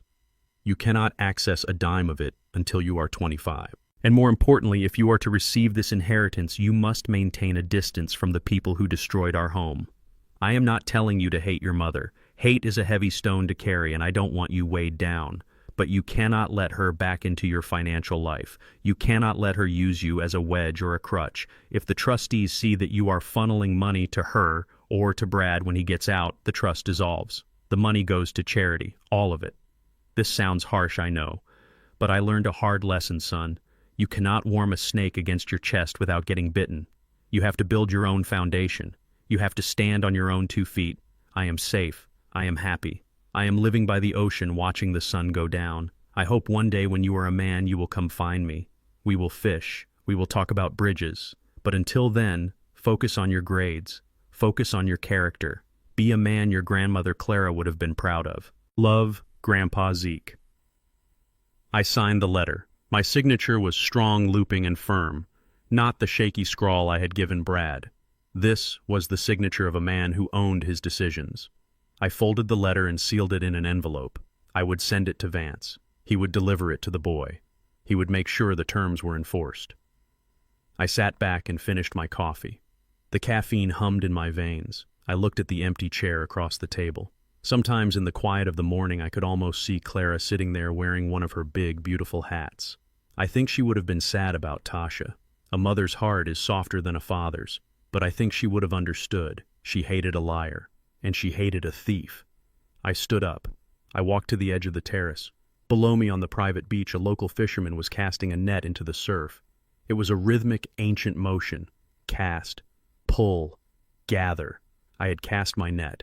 I had pulled it in. I had gathered what was valuable, my life, my peace, my grandson's future, and I had thrown back the rest. I wasn't lonely.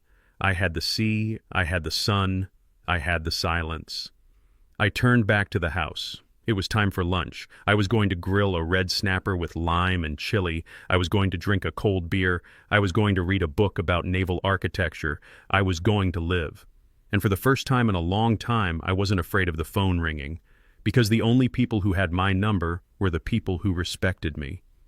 The nightmare in Atlanta was over. The long, slow dream of the rest of my life had just begun. 6 months had passed since I watched my life in Atlanta disappear beneath the clouds. 6 months of waking up to the sound of the ocean instead of the sound of my own anxiety. 6 months of peace. But the past is a sticky thing. It has hooks. It drags you back one last time to make sure the knot is truly cut. I had to return to Atlanta for 48 hours. There were final papers to sign regarding the sale of a small plot of commercial land I had owned since the 80s, the last asset that hadn't been moved into the trust before the explosion. Vance told me I could do it remotely, but I needed to see it. I needed to walk the streets of my old city one last time to make sure I didn't miss it. I didn't. Atlanta looked gray. It looked tired. Or maybe I had just gotten used to the technicolor vibrancy of the tropics. I stepped out of Vance's office building in downtown, pulling my collar up against the damp chill of early spring. A black town car was waiting for me at the curb. I moved toward it, my step lighter than it had been in 20 years. I was done. The last signature was dry. The last tie was severed. I was a ghost in my own history. But ghosts can still be haunted. Daddy. The voice came from behind a concrete pillar near the parking garage entrance. It wasn't the shrill, demanding voice I remembered from the party. It was thin. It was broken. It sounded like a dry leaf scraping across pavement. I stopped. I didn't turn around immediately. I took a breath, centering myself. I knew this might happen. Vance had warned me she was desperate. He had warned me she was watching his office. I turned slowly. Tasha was standing there. If I hadn't known it was her, I might have walked right past her. The woman who used to spend $300 on a haircut looked like she had cut her own hair with kitchen shears in the dark. It was pulled back in a severe, greasy ponytail. She was wearing a coat that was too big for her, a cheap synthetic thing that had pilled at the elbows.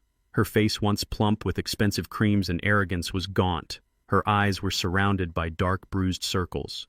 She looked older than me. She looked at my suit. She looked at the town car waiting with the engine running. She looked at the shoes on my feet, Italian leather, comfortable and expensive. She didn't run to me. She shuffled. She walked like a woman who had spent the last 6 months standing on her feet for 12 hours a day. Daddy, she whispered again. Hello, Tasha, I said. My voice was calm. It wasn't cold. It wasn't warm. It was just a fact. She stopped a few feet away from me. She started to cry. It wasn't the hysterical, performative crying from the party. This was the quiet, leaking misery of someone who has nothing left to sell. I knew you would come back, she said, wiping her nose with the back of her hand.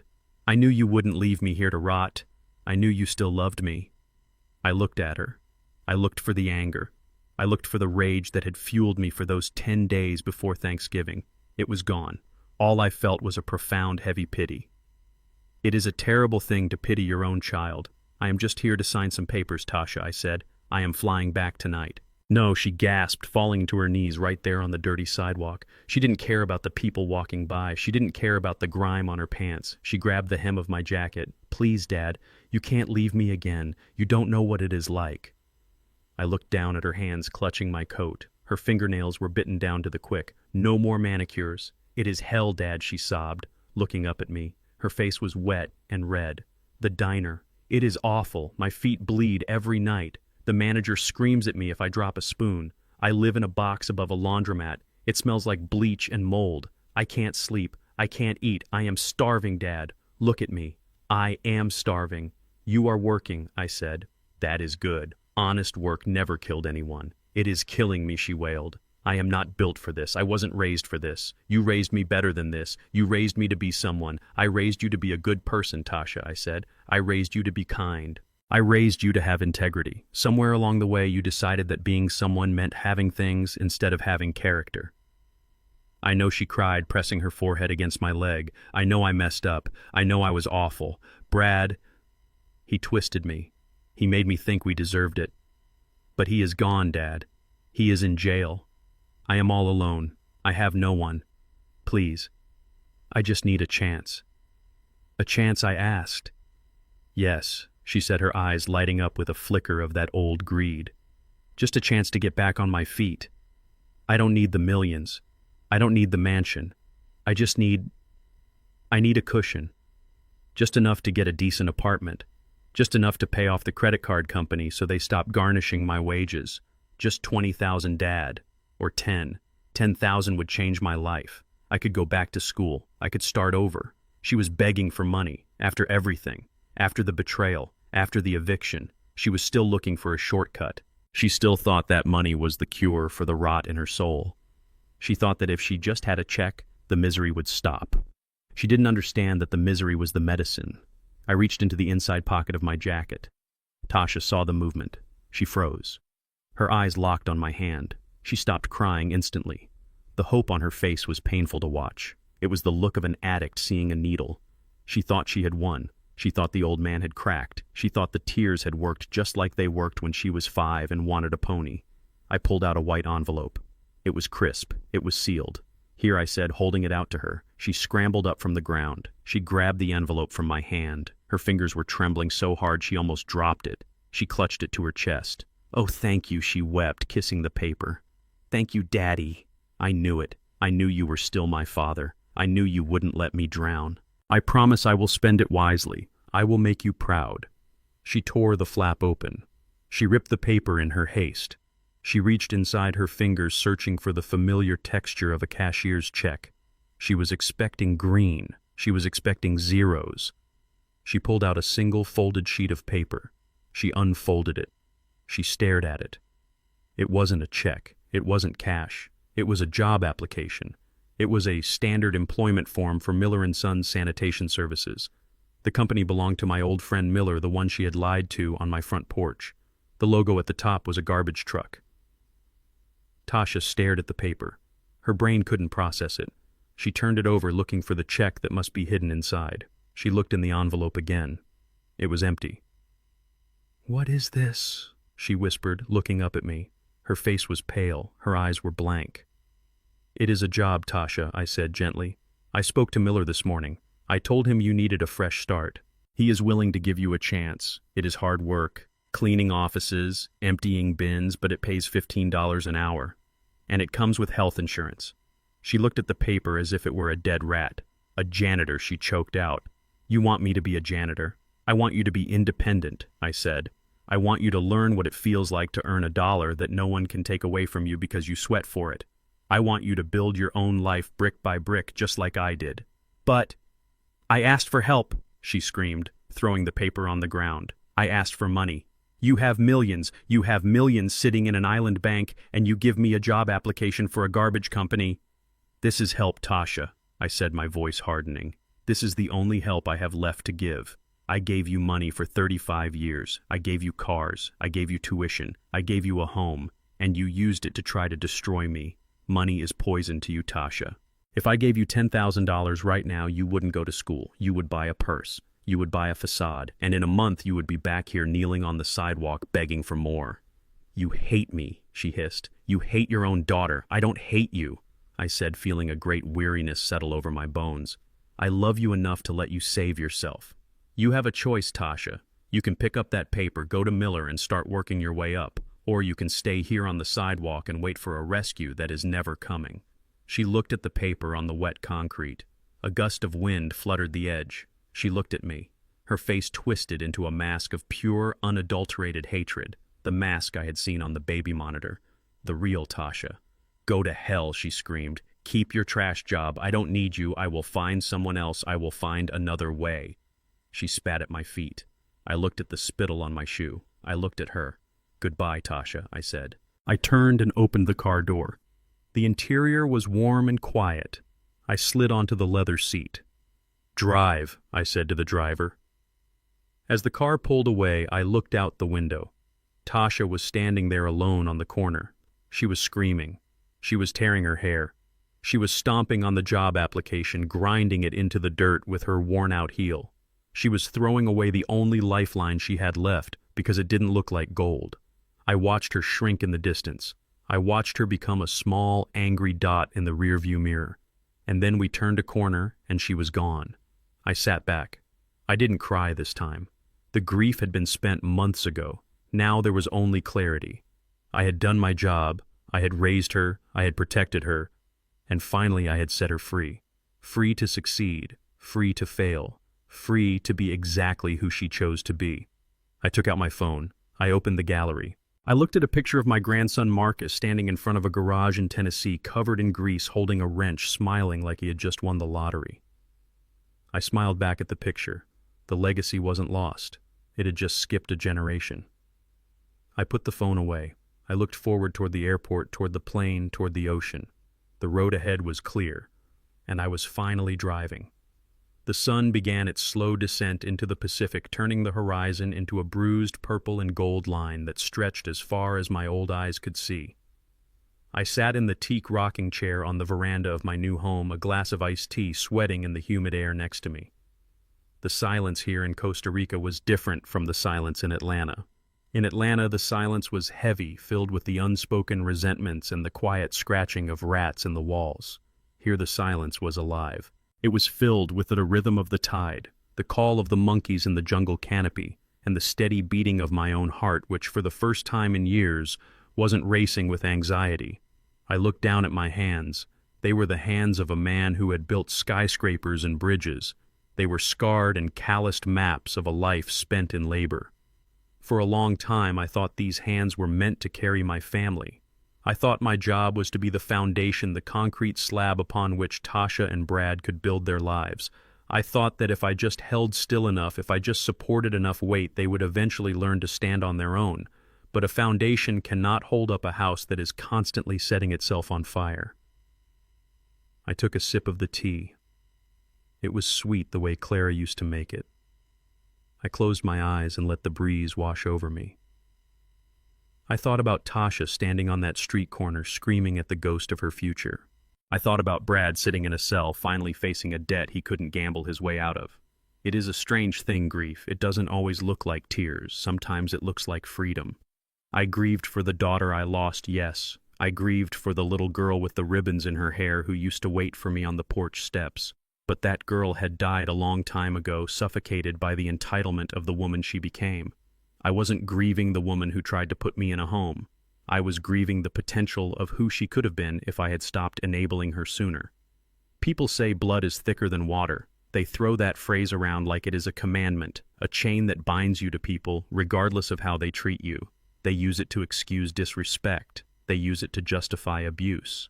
But as I sat there watching the first stars prick the darkening sky, I realized the truth. Sometimes you have to cut off the necrotic part to save the body. It is a hard medical fact. If a limb is rotting, if the infection is spreading toward the heart, you don't keep it because you are fond of it. You don't keep it because it has been with you your whole life. You amputate. You sever the connection. It hurts. Lord, it hurts. The phantom pain lingers in the night. But you do it because you want to live. I had lost a daughter, but I had found myself. I had found Isaiah Robinson again. Not the checkbook, not the burden, not the old man in the corner, but Zeke, the man who loves jazz and engineering, the man who deserves to eat his breakfast in peace, the man who deserves to be looked in the eye with respect. I picked up the tablet lying on the table. There was an email from Vance. He had attached a scanned letter from Marcus. It was short, written on grease-stained notebook paper.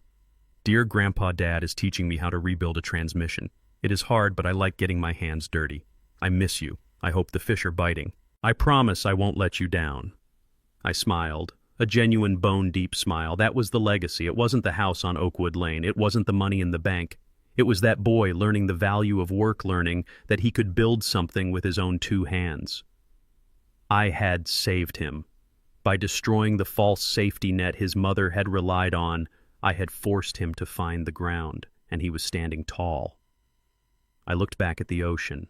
The water was dark now, mysterious and vast. I thought about the money, the millions I had hidden, the millions Tasha and Brad had destroyed themselves to get. It was just paper. It was just numbers. It couldn't buy character. It couldn't buy loyalty. It couldn't buy a good night's sleep. They never understood that. They thought the value was in the asset. They didn't understand that the value was in the man who earned it. I stood up and walked to the railing. I took a deep breath of the salt air. I was 73 years old. I had a bad hip and a scar on my heart. But I was standing. I was standing on my own property, under my own roof, living by my own rules. I wasn't a victim. I was a survivor. And as the moon rose over the jungle, casting a silver path across the water, I finally forgave myself. I forgave myself for loving too much. I forgave myself for waiting too long. I forgave myself for the necessary cruelty of saving my own life. I went back inside and turned off the porch light. The darkness wasn't scary anymore. It was just the end of the day, and tomorrow the sun would rise on a world where I was free. Family is often defined by blood, but true kinship is built on respect, gratitude, and integrity. My journey taught me a painful but necessary truth. Enabling a loved one's greed is not love. It is a slow poison that destroys both the giver and the taker. We spend our lives building a legacy for our children, hoping they will stand on our shoulders, not trample on our backs. When disrespected silence is not a virtue, it is permission. Standing up for your dignity, even against your own flesh and blood, is the ultimate act of self-respect. Never let anyone, no matter who they are, make you feel worthless in the life you built. If you enjoyed this story and believe that respect should be the foundation of every family, please hit that like button and share this video with someone who might need to hear it. And don't forget to subscribe and turn on notifications so you never miss a story of justice served. Let me know in the comments, would you have given Tasha a second chance, or did Isaiah do the right thing? I read every single comment. Until next time, stay strong and remember your worth.